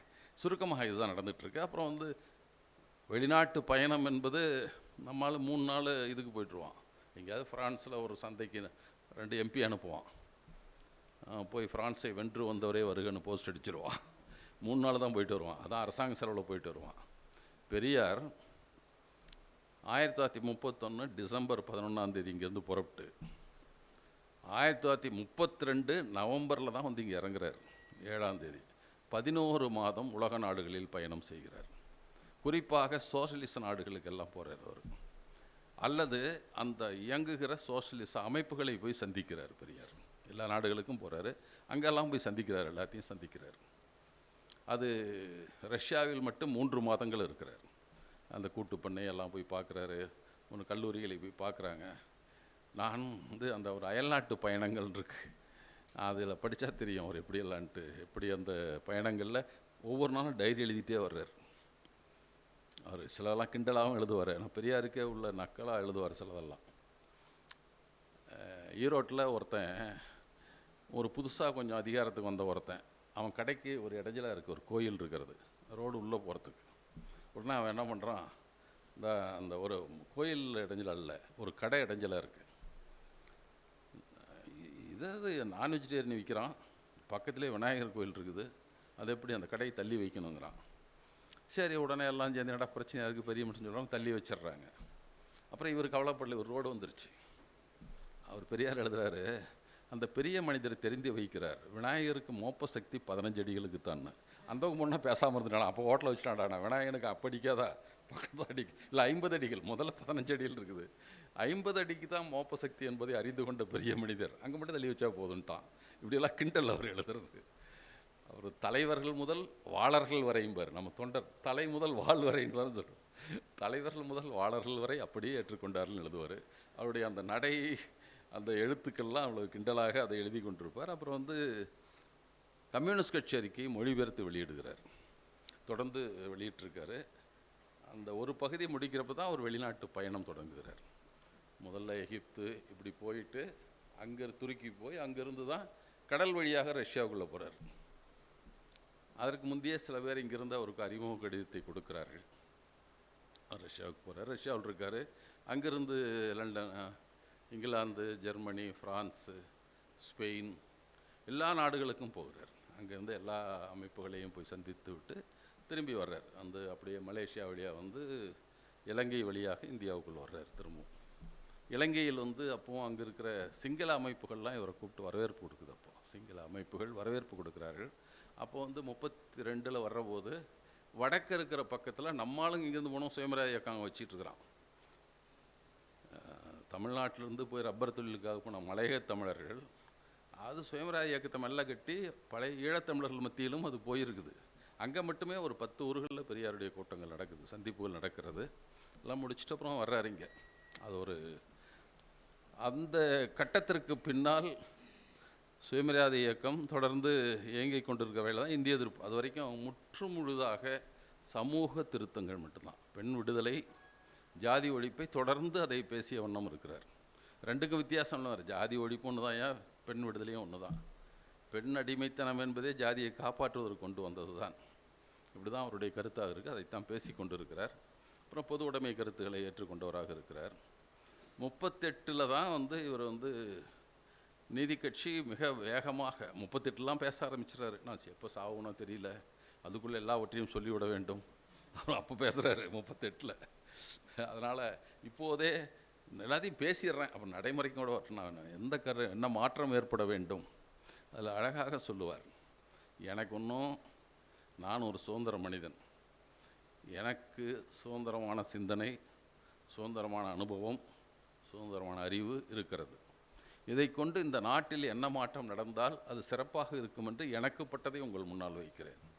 என்னை போலவே உங்களுக்கும் சுதந்திர நினைவு, சுதந்திர ஆற்றல், சுதந்திர அறிவு எல்லாம் உண்டு, அனுபவம் உண்டு. இதை கொண்டு ஆய்வு செய்து பார்த்து சரியென்று பட்டால் ஏற்றுக்கொண்டு நடைமுறைப்படுத்துங்கள். எல்லா கூட்டத்திலையும் இதை பேசிகிட்ருக்கார். கூட்டம் முடியறதுக்கு முந்தி நான் சொன்னேன் என்பதற்காக ஏற்றுக்கொள்ளாதீர்கள்னு சொல்லிட்டு ஆரம்பிக்கிறப்பன்னு சொல்கிறது, கடைசி ரெண்டும் சொல்கிறது அவர் தான். வேறு எந்த தலைவராக சொல்லியிருப்பாங்கன்னே தெரியல எனக்கு. நான் சொன்னேன்னு ஏற்றுக்காதீங்க, வேறு பின்னால் சொல்கிறாரு, வயசானவன் சொன்னோன்னு ஏற்றுக்காத, தாடி வச்சுருவன் சொன்னோன்னு ஏற்றுக்காத, இப்படிலாம் சொல்கிறாரு. எனவே நீ யோசிச்சுப்பார், உனக்கு சரின்னு பட்டால் எடுத்துக்கோ, சரின்னு பட்டால் நடைமுறைப்படுத்து. சில இடத்துல அதை சொல்கிறாரு. எனவே அப்படியே ஏற்றுக்கன்னு யாரையும் கட்டாயப்படுத்தாமல் உங்களுக்கு நாட்டுக்கு நன்மை விளைவிக்கிறதா என்று ஒன்று. அடுத்து இன்னொரு பக்கம் அவருடைய வேகமான செய்திகளில் ஒன்று போகுதுன்னா, அடுத்ததாக இல்லை இன்னும் அவருடைய அணுகுமுறைகள் என்று சிலவற்றை சொன்னேன். அவர் ஒவ்வொன்றிலையும் நினைப்பார். முதல்ல 1930 சங்கீத மாநாடுன்னு நடத்தினார். 29 முதல் மாநாடு, 2வது மாநாட்டில் சங்கீத மாநாடு. சங்கீத மாநாடுனா வேற ஒன்றும் கிடையாது, பார்ப்பனில்லாத கலைஞர்களை கொண்டு கச்சேரி நடத்துறது. மாநாட்டு பந்தல்ல பாட்டு பாடுறவன், வீணை வாசிக்கிறவன், ஃபிடல் வாசிக்கிறவன், மிருதங்கத்துக்கு எல்லாத்தையும் கொண்டு போட்டு குடியரசில் தொடர்ச்சியாக பட்டியலை வெளியிடுறார். பாரு, இவங்கெல்லாம் நம்ம ஆளுங்க, பாட்டு பாடுறவன் இருக்கான், மிருதங்கத்துக்காரன் இருக்கான், ஃபிடல் வாசிக்கிறவன் இருக்கான், தயவுசெய்து நீங்கள் உங்கள் வீட்டு நிகழ்ச்சி, ஊர் நிகழ்ச்சிகளுக்கு இவரை அழையுங்கள், பாப்பானை கூப்பிடாத, அவ்வளோதான். முதல்ல பார்ப்பனர் அல்லாத கலைஞர்களை, தமிழர்களை, அவர் பேச்சில் தமிழர்கள் தான் சொல்கிறார், பார்ப்பனர் அல்லாத மக்களை, தமிழர்களை கொண்டு வாங்க, அதுதான் முதல்ல அவர் சொல்கிறது. அடுத்தது வர்றாரு, தமிழில் பாடுங்கள்ங்கிறார். அதுக்கப்புறம் தமிழில் பாட்டினா பின்னால் தமிழிசை இயக்கம் என்றே நடக்கிறது. அண்ணாமலை செட்டியாரும் சரார் கே சண்முகம் செட்டியாரெல்லாம் சேர்ந்து தமிழிசை இயக்கம், பெரியார் எல்லாம் தமிழிசை இயக்கம்னு நடத்துகிறாங்க. தமிழில் பாடு, எந்த ஊர்லேயும் அந்த பாப்பனும் முதல்ல சமஸ்கிருத பாட்டெலாம் பாடு, நீ அப்புறம் வேணா, முதல்ல தமிழ் பாட்டெலாம் பாடிட்டு வேணா 1-2 பாடிட்டு போ, முதல்ல தமிழ் பாட்டு தான் பாடணும். எல்லா இடத்துலையும் தகராறு. ஒரு நிகழ்ச்சியை ஒருத்தன் எழுதியிருக்கான், கலெக்டருக்கு எழுதுகிறான், அதாவது பெரியாருக்கே கடிதம் எழுதுகிறான் ஒரு பாப்பான். பட்டுக்கோட்டையில் ஒரு நிகழ்ச்சி நடக்கிறது. அப்போ ஒரு பெரிய யாரோ வித்துவான், அவன் பேரெல்லாம் எனக்கு மறந்துருச்சு, அரியக்குடி ராமானுஜம், அவன் ஒருத்தன் பாடுறான். பாடுறபோது மாப்பிள்ளையன்னு ஒருத்தர் இருக்கார், அங்கே ஒரு சுயமரியாதை இயக்க முன்னணி தலைவர், நாடிமுத்து பிள்ளைன்னு அந்த ஊரில் பெரிய ஆள். எப்படின்னா நாடிமுத்து பிள்ளை வந்தார்னா வெங்கட்ராமன் ஒரு பெட்டி வாங்கிட்டு போவாராம். அமைச்சராக இருந்தார், பின்ன குடியரசில் இருந்தால் கூட இவர்கிட்ட மரியாதை இருக்கிறவங்களுக்கு பெரிய ஒரு செல்வாக்குள்ள மனிதர். அவங்க அப்பா இறந்தப்போ இது பக்கம் போகக்கூடாதுன்ட்டானான், அக்ரஹாரத்து வழியாக தூக்கிட்டு போகக்கூடாது, அப்படி சுற்றிட்டு போன்ட்டானான். மாப்பிள்ளையன் போனாரான், நீ வா எனக்கு பின்னாலே உடல் எடுத்துகிட்டு வாங்கன்ட்டு போனாரான். எல்லாம் பாப்பானெல்லாம் உள்ளே போயிட்டாங்களாம், இவர் போயிட்டாரான். நாடிமுத்து பிள்ளையோட முடியாததெல்லாம் கூட மாப்பிள்ளையும் போனால் ஒத்துக்கிறான். ஏன் சுயமரியாதைக்காரன் அவ்வளோ அக்கறவும் பண்ணுறான், அக்கறவும் பண்ணல, அவனுக்கு பயந்துட்டு பண்ணியிருக்கான். அந்த மாப்பிள்ளையன்னு தான் எந்திரிச்சு சொல்கிறாரு, ஏய் தமிழில் பாடு நீ அப்படிங்கிறாரு. அவன் எனக்கு தெரியாதுங்கிறான். தெரியாதுன்னா இறங்கிப்போ, வேற ஆள் பாட்டும். கலெக்டரும் எஸ்பி அங்கே இருக்கிறாங்க. நிகழ்ச்சி நடத்துகிற போய் கலெக்டர் சொல்கிறாங்க, கலெக்டர் சொல்கிறார், யோ அவன் கேட்குறான பாடி தொலையுமே அப்படிங்கிறாரு அவர். ஏன்டா கலாட்டா பண்ணுறேன்னு இவரை கேட்கல, அவன் தான் கேட்குறான்ல தமிழில் பாடி தொலையா அப்படின்னு சொல்லி அப்படியெல்லாம் சொன்னார். உங்கள் ஆளுங்க பண்ணாக்கிறவன் கலெக்டரும் எஸ்பியுமே பாடி தொலையுமேங்கிறான். தயவுசெய்து உங்கள் ஆளுங்களை கட்டுப்படுத்த வேண்டும்னு பெரியார் எழுதுகிறான், கடிதம் எழுதுகிறான் அவர் பார்ப்பான். இப்படி சுயமரியாதை இயக்கம் வந்து அங்கே ஆதிக்கத்தில் இருக்க எவனாக இருந்தாலும் அவனுக்கு எதிராக துணிந்து நிற்பது, கேள்வி கேட்பதுன்றல அந்த உணர்ச்சி பொங்குகிறத போல் தமிழ்நாட்டில் 38 வரைக்கும் அது நடக்கும். அப்புறம் இந்திய எதிர்ப்பு போராட்டம், அது வரைக்கும் முற்று முழுதான சுயமரியாதை காலம் அதுதான். ஏன்னா 38 இறுதியில் அப்போ வந்து நீதி கட்சி தோல்வி அடைஞ்சிருது தேர்தலில். தோல்வி அடைஞ்ச உடனே இப்போ தாவேக்காவுக்கு போகிற மாதிரி தான் பல பேர் காங்கிரஸில் போய் சேர்ந்துக்கிறான், 5 நீதி கட்சி தலைவர்லாம் போயிடுறான். சரி, இப்போ அரசியல் விட்டே போயிடுறான். ஒப்ளி அரசர்கிட்ட போய் இந்தி எதிர்ப்புக்கு எதிராக குரல் எழுப்புகிறார். ஒப்ளி அரசரை ஆதரிக்கிறார், முதலமைச்சர் வந்து ஆதரிக்கிறார். ராஜாஜி கூப்பிட்டுலாம் மிரட்டுறான், டே பாரு உங்கள் ஆள் வந்து இந்தியெல்லாம் ஆதரிச்சின்னாக்கா உங்கள் ஜமீன் நிலமெல்லாம் பிடிங்கிடுவேங்கிறான். ஜமீன் ஒழிப்பு சட்டம். அப்போ பெரியார்லாம் என்ன சொல்கிறாங்க, இனாம் அழிப்பு, அதையும் சேர்த்து இனாம் கொடுத்துரு, அதையும் சேர்த்து ஒழி. வெறும் ஜமீன்தார் கொடுத்து மட்டும் ஏன் பிடுங்குற, இனாம் கொடுத்ததெல்லாம் பிடுங்கு. அவன்ட்டு ஐயனுக்கு தானே கொடுத்துருப்போம் எல்லாம். அதனால் கொஞ்சம் நிற்கிது அப்படியே. அப்போ வந்து இதை நாங்கள் எல்லாத்தையும் முடிஞ்சோன்னா அவர் வந்து பேசாமல் அமைதியாகிடுறார். அவர் நீதி கட்சி தலைவர் பதவியே ரிசைன் பண்ணிடுறாரு. நீதி கட்சிக்கு தலைவர் இல்லாத கொஞ்சம் காலம் இருக்குது. அதற்கப்புறம் சிறையில் இருந்த பெரியாரை போய் கேட்டு தயவுசெய்து நீதி கட்சிக்கு நீ தலைவராகுங்க. அவர் இந்திய போராட்டத்தில் பெல்லாரியில் ஜெயிலில் இருக்கிறார். KP விஸ்வநாதமெல்லாம் போய் அவர்கிட்ட கேட்குறாங்க. சரி, உரை எழுதி தர்றாரு. இந்த உரையை எழுதி கொடுத்து இந்த உரையை படிங்கன்றார். அதுக்கு உங்களுக்கு கேள்விப்பட்டிருப்பீங்க நிறையா. அந்த உரையை வந்து பெரியார் ஜெயில் இருக்க மாதிரி படம் போட்டு அதில் ஜெயிலில் கம்பியை பிடிச்சி நடக்கிற மாதிரி அந்த உரையை சரேட்டி பன்னீர்செல்வம் படிக்கிறார். இப்போ அவருக்கு மாலையை போடுறாங்க. மாலையை போட்ட உடனே என் தோளுக்கிட்ட மாலையை என் தலைவரின் தாளுக்கு இடுகிறேன்னு பெரியார் காலில் கொண்டு போய் படமாக இருக்கிற பெரியார் காலில் வச்சுட்டு இவர் பேசுகிறாரு அப்படின்லாம் கேள்விப்பட்டிருப்போம். அதற்கு பின்னால் தான் 2 இயக்கமும், நீதி கட்சி சுயமரியாதை இயக்கம் 2 சேர்ந்து இயங்குகிறது. பின்னால் அது திராவிட கழகம் என்ற பெயரோடு சேர்ந்து இயங்க ஆரம்பிக்கிறாங்க. அப்புறம் 49 பிரிஞ்ச போது நீதி கட்சிக்காரெல்லாம் திமுகவுக்கு போயிட்டான், சுயமரியாதைக்காரெல்லாம் திகாவாக இருந்துட்டான். இதுதான் நடக்குது இப்படின்னு ஒரு நடந்திருக்கிறது. அப்போ சுயமரியாதை இயக்க காலத்தில் பெரியார் எப்படி வந்து சில சிக்கல்களை அணுகினார். அதில் குறிப்பாக வந்து அந்த பயிற்சி வகுப்புகள் அதெல்லாம் சொல்ல நினச்சா அது ரொம்ப நேரம், அதனால் வேண்டாம். 29லேருந்து ஆரம்பிச்சிடறார் பெரியார் பயிற்சி வகுப்புகள் நடத்துறது என்ற முறையை. 29 அவர் ஆரம்பிக்கிறார். அதுக்குன்னா அலுவலகம் திறக்கிறாரு. தன்னுடைய வீட்டிலே புதிதாக ஒரு கட்டடம் கட்டி மாடியில் வந்து பயிற்சிக்குன்னு போதனா கூடம் அப்படின்னு வைக்கிறார். அந்த சுயமரியாதை போதனா கூடம் என்று அதற்கு பெயர் வைக்கிறாங்க. அப்படிலாம் நடத்துகிறார். அது பிரச்சான போதனா முறை பள்ளிக்கூடம் என்று பெயர் வைக்கிறார். அந்த மாதிரி நடக்குது. அந்த இருக்கட்டும். மற்ற செய்திகளில் ஒரு 2 செய்தி மட்டும் உங்களுக்கு சொல்ல நினைக்கிறேன். எப்படி வந்து பெரியார் தன்னுடைய கொள்கையில் எதிரியாக இருக்கலாம், அல்லது கொஞ்சம் முரண்பாடு உள்ளவர்களாக அல்லது வேறுபாடு உள்ளவர்களாக கூட இருக்கலாம். ஒன்று வந்து மறைமலடிகளுக்கும் அவருக்கும் ஒரு பிரச்சனை. மறைமலடிகள் வந்து ஒரு நிகழ்ச்சியில் வந்து பேசுகிற போது அவர் சொன்னாராம், இந்த மாதிரியெல்லாம் அந்த சுயமரியாதைக்காரெல்லாம் சொல்லிட்டு தெரியும், அவனெல்லாம் உயிரோடு விட்டு வச்சுருக்கீங்க, நீங்கள்லாம் ஒரு மனுஷனா அப்படின்னு பேசிட்டாராம். நம்ம ஜாதி கட்சி தலைவர் பேசுகிற மாதிரி, இல்லை பின்னால் முத்துராமலிங்க அவர் சொன்னார்னு சொல்லுவாங்க, அந்த மாதிரி அவரும் பேசிவிட்டார் என்ற ஒரு செய்தி வருகிறது. அந்த கூட்டத்திலே எழுந்து JS கண்ணப்பர், திராவிடனுடைய பத்திரிகை ஆசிரியர், இவங்கெல்லாம் வந்து எதிர்த்து கேள்வி கேட்குறாங்க மறைமலடிகளை. அது முடிஞ்சிருது. அதுக்கப்புறம் வந்து பெரியார் ஒரு அறிக்கை விடுறார், நான் இப்படி கேள்விப்படுறேன் அவர் பேசினார்னு, அது உண்மையா என்பதை நான் முழுமையாக தெரிந்து கொண்டு அடுத்த முறை அதற்கான சமாதானத்தை எழுதுவேன் அப்படின்னு பெரியார் அதுக்கான பதில் எழுதுகிறேன், விளக்கத்தை எழுதுறாரு. 2வது வாரம் திருப்பி எனக்கு முழுமையாக தெரியல அப்படிங்கிறாரு. அதுக்குள்ளே KP விஸ்வநாதமும் இன்னொருத்தர் யாரோ 2 பேர் போய் அவர்கிட்ட பேசுகிறாங்க. விஸ்வநாதம் தான் KP விஸ்வநாதம் போய் அவர்கிட்ட போய் பார்க்குறாரு. பார்த்த உடனே ஒரு கடிதம் எழுதி கொடுக்குறாரு. கடிதத்தில் ஒரு சாதாரணமான செய்தி எழுதி தர்றாரு. என்ன எழுதுறாருன்னா, இந்த பத்திரிக்கை வந்தெல்லாம் நீங்கள் தப்பாக நினச்சிக்காதீங்க, அன்புள்ள ஐயா, அவர் கடிதத்தில் தான் எழுதுறாரு, தங்கள் நலத்தை தெரிவிக்க வேண்டும், என்னை பற்றி ஒரு குறிப்பு குடியரசு பத்திரிகையில் வெளிவந்திருப்பதாக திருச்சி விஸ்வநாதம் பிள்ளை வாயிலாக இன்று அறிந்தேன். சென்னை குகானந்த நிலையத்தின் ஆண்டு விழா நிகழ்ச்சி முறையை பற்றி திராவிடன் தமிழ்நாடு பத்திரிகைகளில் போந்துள்ள சில உரைகளை நம்பி அக்குறிப்பு தங்களால் வரையப்பட்டதென அறிகின்றேன். தங்களுக்காவது தங்களது இயக்கத்தை சார்ந்த அன்பர்களுக்காவது எவ்வகையான தீங்கும் செய்ய அல்லது செய்விக்க வேண்டுமென்று யான் எண்ணியதும் இல்லை, யாண்டும் சொல்லியதும் இல்லை. தாங்கள் என்னை வேறாக நினைத்து என் மீது வருந்தல் வேண்டாம். என்றாலும் கடவுளை பற்றியும் அடியார்களை பற்றியும் தாங்கள் கொண்டுள்ள கோட்பாடுகளில் மட்டும் யான் உடன்பாடு உடையேன் அல்லேன். பத்திரிகையில் வெளிவந்த சிலவற்றை பார்த்து தாங்கள் வருந்தியிருந்தால் அவ்வருத்தத்தை தாங்கள் அன்பு கூர்ந்து நீக்கிவிடல் வேண்டும்.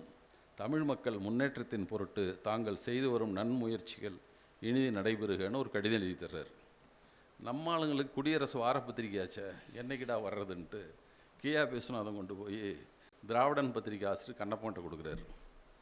அவர் ரொம்ப ஆளுக்கு அவசரம் எழுதி கொடுத்துட்டோம், ஒன்று விட்டுறேன் கொடுத்துடணுன்ட்டு கொடுத்தோடனே அவர் வேதாச்சலம் பிள்ளை தான், மறைமலடிகள்லாம் இல்லை, வேதாசலத்தின் மன்னிப்பு கடிதம்னு போட்டுறாங்க. பெரியாருக்கு பயங்கர கோபம் வந்துடுது. அவர் எவ்வளோ பெரிய மனுஷன், மன்னிப்புன்ற வார்த்தையை பயன்படுத்தியிருக்கீங்க, அவ்வளவு அவருக்கு கோபம் இருக்கிறது. அப்போ அவர் என்ன எழுதுகிறார் அதுக்குன்னா, திராவிடன் பத்திரிகை அதிபரிடம் போகவும், அது பிறகு சென்ற வாரம் சமாதான கடிதம் நண்பர் திரு விஸ்வநாதம் பிள்ளை அவர்கள் மூலமாக திரு வேதாச்சலம் அவர்கள் எழுதி அனுப்ப கிடைத்தது. பெரியார் சொல்கிறார், அதில் எழுதப்பட்டிருந்த இது என்ன என்பது பற்றி கூட நாம் கவனிக்க இஷ்டப்படவில்லை. தவிர அவர் எப்படி எழுத வேண்டும் என்றும் கூட நான் நினைத்ததும் கிடையாது. ஏனெனில் ஏதாவது ஒரு வழியில் அச்சம்பவத்தை மறக்க வேண்டும் என்கிற கவலையே ஒழிய வேறில்லை. அக்கடிதமானது நண்பர் திரு விஸ்வநாதம் பிள்ளை அவர்களால் தப்பாய் விநியோகப்பட்டதால் அது திராவிடன் பத்திராதிபரிடம் போகவும் அவர் அதை மன்னிப்பு கடிதம் என்கின்றதான பெயர் கொடுத்து பிரசிக்கவும் நேர்ந்தது நமக்கு மிகவும் வருத்தத்தை கொடுத்தது. என்றாலும் அதன் குற்றத்தையும் நாமே ஏற்றுக்கொள்ளுகின்றோம். ஏனெனில் ஒரு விஷயத்தில் நமது நண்பர்கள் எல்லோருக்கும் ஒரே விதமான பொறுப்பு இருக்கும் என்று நினைத்து கொண்டு நண்பர்களிடம் பழகுவது எப்போதும் சரியாகவே இருப்பதில்லை. ஆதலால் அக்குற்றத்திற்காக நாம் பொறுப்பாளி ஆவதுடன் இம்மாதிரி சந்தர்ப்பங்களில் இனிமேலாவது நம் நண்பர்களும் துணைவர்களும் இம்மாதிரி நடந்து கொள்ளாமல் இருப்பதற்காக நாம் விலை கொடுப்பதின் பொருட்டு நம்மையே நாம் தண்டித்து கொள்ள கருதி திராவிடன் பத்திரிகையில் மறைமலை அடிகள் மன்னிப்பு கடிதம் அனுப்பியுள்ளார் என்கின்ற வார்த்தை காணப்பட்டதற்காக நாம் நிபந்தனை இல்லாமல் திரு வேதாசலம் அவர்களை மன்னிப்பு கேட்டுக்கொள்கின்றோம். இவருக்கு சம்பந்தமே இல்லை, அவன் போட்டான், ஆனால் இவருக்கு எழுதின கடிதம். அதனால் நான் நிபந்தனை இல்லாமல் மன்னிப்பு கேட்டுக்கொள்கிறோம். அன்றியும் அக்கடிதத்தில் அவ்வளவு கூட இல்லாமல் இன்னமும் எவ்வளவு சாதாரணமாக எழுதியிருந்தாலும் கூட அதை நாம் ஒரு சாக்காக கொண்டே அவர் பேசியதை பற்றிய விவகாரத்தை நிறுத்தியே இருப்பேன் என்பதையும் தெரிவித்துக் கொள்கிறேன். மற்றபடி அபிப்பிராய பேதத்தை பற்றிய விஷயத்தில் அவர் எவ்வளவு இணங்கி வருவதாயினும் நாம் நமது கொள்கையிலோ அபிப்பிராயத்திலோ ஒரு சிறிதளவு கூட விட்டு கொடுக்கவோ திரு வேதாசலத்தினுடையோ அல்லது வேறு யாருடையோ நட்பை கருதியாகிலும் கடுகளவு மாற்றிக்கொள்ளவோ நாம் சிறிதும் தயாராக இல்லை. நான் மன்னிப்பு கேட்டுக்கிறேன் எழுதுனதுக்கு, அதுக்காக நான் கருத்தெல்லாம் கொஞ்சம் மாற்றிக்கிட்டேன்னு நினச்சிக்காத. என் கருத்து அதே தான், எப்பவும் அப்படி தான் இருப்பேன்.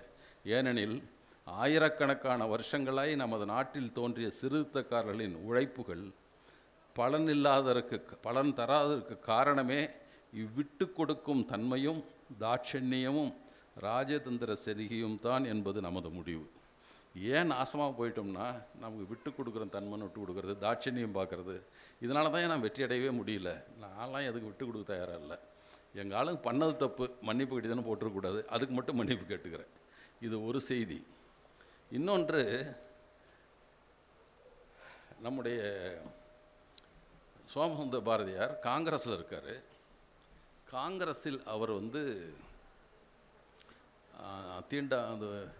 ஹரிஜன என்னமோ அவன் பேர் வச்சுருப்பான்ல, அவங்க ஒரு பேர் ஏதோ வச்சுருப்பாங்க, அந்த குழுவுக்கு தலைவர் அவர் காங்கிரஸ் கட்சியில் சோமசுந்தர பாரதியார். இது நடந்தது 33 நடந்ததுன்னு நினைக்கிறேன், 33. அதில் தீண்டாமை மாநாடு, ஒழிப்பு மாநாடு ஒன்று நடத்துகிறார், சுயமரியாதை இயக்கம் நடத்துது. அதுக்கு சோமசுந்தர பாரதியாரை பெரியார் கூப்பிடுகிறார். முடித்தவரை ஒத்த கருத்துள்ளவர்களை உடனிணைத்து கொண்டு அடுத்த கட்டத்துக்கு நகர வேண்டும் என்ற கருத்து பெரியாரிடம் இருந்தது. அதுக்காக அவரை கூப்பிடுறாரு. அவர் வர்றாரு. அவர்கள் இருவரும் 2 பேர் வர்றாங்க. ஒன்று அம்மாநாட்டுக்கு வரவேற்பு தலைவராக இருக்க திருநெல்வேலி தோழர் சாவடி கூத்தநாயனார் பிள்ளையை கேட்டுக்கொள்ளப்பட்டிருந்தார். அவரும் காங்கிரஸ்காரர். இவ்வேண்டுகோளுக்கிணங்க இரு தோழர்களும் தங்கள் கடமைகளை ஆற்ற மாநாட்டுக்கு வந்திருந்தார்கள். அங்கு ஒரு விஷயம் குறிப்பிட வேண்டியதாகும். அதாவது அவர்கள் இருவரும் காங்கிரஸ் கொள்கையில் பற்றுள்ளவர்கள், ஆஸ்திகர்கள். காங்கிரஸ் தீண்டாமை விளக்கு ஹரிஜன முன்னேற்ற வேலை கமிட்டியில் அங்கம் வகிப்பவர்கள். அதனால் கூப்பிட்டுருந்தோம். அன்றியும் அந்த மாநாட்டில் நடக்குதுன்னா, அம்மாநாட்டில் தோழர் சோமசுந்தர பாரதியாரை தலைமை பதவிக்கு நான் பிரேரேபிக்கும் போதே தோழர் பாரதியாருக்கும் நமக்கும் விசேஷ அபிப்பிராய பேதங்கள் உண்டு என்றும், அப்படி இருந்தும் இம்மாநாட்டுக்கு நாம் அவர்களை தலைமை வகிக்க அழைத்திருப்பதும் அவர்கள் இணங்கி வந்திருப்பதும் ஆகிய இரண்டு காரியத்தையும் பார்ப்போமேயானால் நாம் அழைத்ததை விட அவர் ஒப்புக்கொண்டு வந்திருப்பதே போற்றக்கூடியதென்றும், அதுவே அவரது உதாரத்தன்மையை காட்டுகிறது என்றும் சொன்னதோடு, நமக்கும் அவருக்கும் உள்ள முக்கிய அபிப்பிராயம் என்னவதில் தோழர் பாரதியார் ஒரு சீர்திருத்த நோக்கமுடையவர். அதாவது எதையும் அழித்து விடாமல் அப்படியே வைத்து சீர்திருத்தம் செய்வதன் மூலம் மனித சமூகத்திற்கு விடுதலையும் மேன்மையும் உண்டாக்க கருதி இருக்கிறவர். ஆனால் நாம் அப்படிக்கில்லாமல் சீர்திருத்தத்தில் நம்பிக்கை வைத்து அதற்கு கொடுக்க வேண்டிய சலுகையெல்லாம் கொடுத்து பார்த்து, அதற்காக காத்திருந்து வேண்டிய காலமெல்லாம் காத்து பார்த்து, அந்த அனுபவத்தின் மீது இப்போது நாம் பல விஷயங்களில் தலைகீழ் புரட்சி வேலையிலும் பல விஷயங்களில் பெரியதொரு அழிப்பு வேலையிலும் ஈடுபட்டிருக்கிறவர்கள் என்றும், ஆனபோதிலும் அதுக்கு இல்லாமல் இந்த நிகழ்ச்சி நமக்கு ஒரே கருத்துடையது அப்படின்லாம் பேசுகிறார். அதில் அவரை முன்மொழியை பேச ஆரம்பித்த உடனே தலைமை வைத்து தலைமை பிரசங்கம் செய்யும்போது முதலில் தன்னை அவரெல்லாம் சொல்கிறார், சைவர்கள் தங்களை சைவர் என்று சொல்லிக்கொள்ள வேண்டுமானால் தீண்டாமை பாராட்டக்கூடாது என்றும் அவர் பேசுகிறார். அவர் சைவர், அதனால் அவர் சொல்கிறாரு, நாங்கள் பாராட்டக்கூடாது என்றும் சொல்லி அதற்கு ஆதாரமாக இரண்டொரு சைவ மேற்கோள் எடுத்து காட்டினார். அதுபோலவே வைணவர்களும் தீண்டாமையை பாராட்ட நியாயமில்லை என்றும், தீண்டாமையை பாராட்டுகின்றவர் வைணவராக இருக்க முடியாதென்றும் சொல்லி அதற்கு ஆதாரமாக ராமானுஜருடைய விஷயத்தை எடுத்து சொன்னார். இந்த சந்தர்ப்பத்தில் தோழர் முத்துசாமி வள்ளத்தரசு அவர்கள் எழுந்து, ராமானுஜர் தனது பெண் ஜாதியை தன் இஷ்டப்படி நடவாதற்கு விலக்கிவிட்டார் அல்லவா என்று ஒரு கேள்வி கேட்டார். தலைமை உரை பேசுகிறது. அப்போ நம்மால் எழுந்திரிச்சு கேட்குறார், சுயமரியாதை இயக்கத்தை சேர்ந்தவர் என்று ஒரு கேள்வி கேட்டார். அந்த சமயம் சிலர் சிரித்தார்கள். இந்த கேள்வி இந்த சமயத்திற்கு அவசியமற்றது என்பது எனது அபிப்பிராயம். ஆனபோதிலும் அதற்கு தலைவர், இப்படிப்பட்ட கேள்விகளை மற்றொரு சமயம் கேட்டால் எனக்கு தெரிந்த பதிலை நான் சொல்ல எப்பொழுதும் தயாராக இருக்கிறேன்.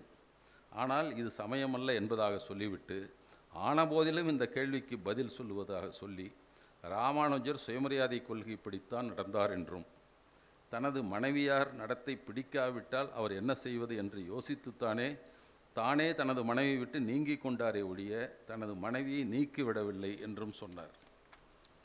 இதற்கும் பலர் சிரித்தார்கள், சிலர் கையும் தட்டினார்கள்.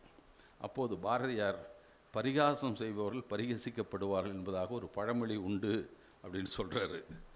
உடனே மேலால் பேசும்போது தோழர்கள் ஜீவானந்தம், குப்தா முதலிய 2-3 பேர்கள் தலைவர்கள் பேசும்போது அடிக்கடி மத்தியில் பிரவேசித்து தலைவரை கேள்வி கேட்க ஆரம்பித்தார்கள். இந்த சமயத்தில் நான் தலைவரின் அனுமதியின் பேரில் எழுந்து இந்த தோழர்களை கேட்டுக்கொண்டு, தலைவர் பேசும்போது மத்தியில் பேசுவது அழகல்ல என்று சொன்னேன். அதற்கு தோழர் வள்ளத்தரசு அவர் சந்தேகம் ஏற்பட்டால் என்ன செய்வது என்று கேட்டார். தோழர் குப்தா அவர்கள், எங்கள் உணர்ச்சியை நீங்கள் ஒடுக்கக்கூடாது என்று சந்தேகங்களை கேட்டுத்தான் ஆக வேண்டும் என்று சொன்னார். தோழர் ஜீவானந்தம் அவர்கள் வாயில் ஏதேதோ சத்தம் கேட்காமல் பேசி கொண்டிருந்தார். இதெல்லாம் சொல்கிறார், இப்படிலாம் பண்ணானுங்க. அப்புறம் தோழர் வள்ளத்தரசோ அல்லது தோழர் குப்தாவோ அப்படிப்பட்டவர்கள், அதாவது சமய நம்பிக்கைக்காரர்கள் இங்கு யாரும் இல்லை என்றார். நான் எல்லாத்துக்கும் சொல்கிறேன், சைவனுக்கும் சொல்கிறோன்னே, அப்பொழுது தோழர் கூத்தநாயனார் பிள்ளை, நாமம் போட்ட சிலரும் விபூதி பூ சிலரும் உத்திராட்சங்கட்டி சிலரும் அதோ வந்திருக்கிறார்கள்னு சொல்கிறாரு. அவங்களுக்கு தான் சொல்கிறேன்னு. தோழர் ஜீவானந்தம் அவர்கள், நீங்கள் ஆமோதிக்க வேண்டாம், வேறு யாராவது ஆமோதிக்கட்டும் அப்படின்லாம் சொல்கிறார். தோழர் வள்ளத்தரசு அவர்கள் பேச வேண்டும் என்ற தீர்மானத்தை பற்றி ஒரு வார்த்தையும் பேசாமல் கடைசி வரை தலைவரையே பலவிதமான கடினமான வார்த்தையால் கண்டபடி வைத்துவிட்டு உட்கார்ந்தார். இதெல்லாம் சம்பவத்திற்கு வருந்தி தலைவருக்கு வருத்தம் தெரிவித்துக் கொள்ளும் முறையில் மகாநாட்டில் ஒழுக்கமுறை தவறி நடந்து கொண்ட தோழர்கள் செய்கையை கண்டித்து பேசுகையில் குறிப்பிட்டாவது, சுயமரியாதைக்காரர்கள் பற்றி பலர் கண்டபடி பழிகூறி திரியும் காரியங்களை மெய்ப்புக்க அனுகூலமாகும்படி என்று இங்கு சில தோழர்கள் வேண்டுமென்றே ஒழுங்குமுறைகளை அலட்சியம் செய்து நடந்து காட்டிவிட்டார்கள்.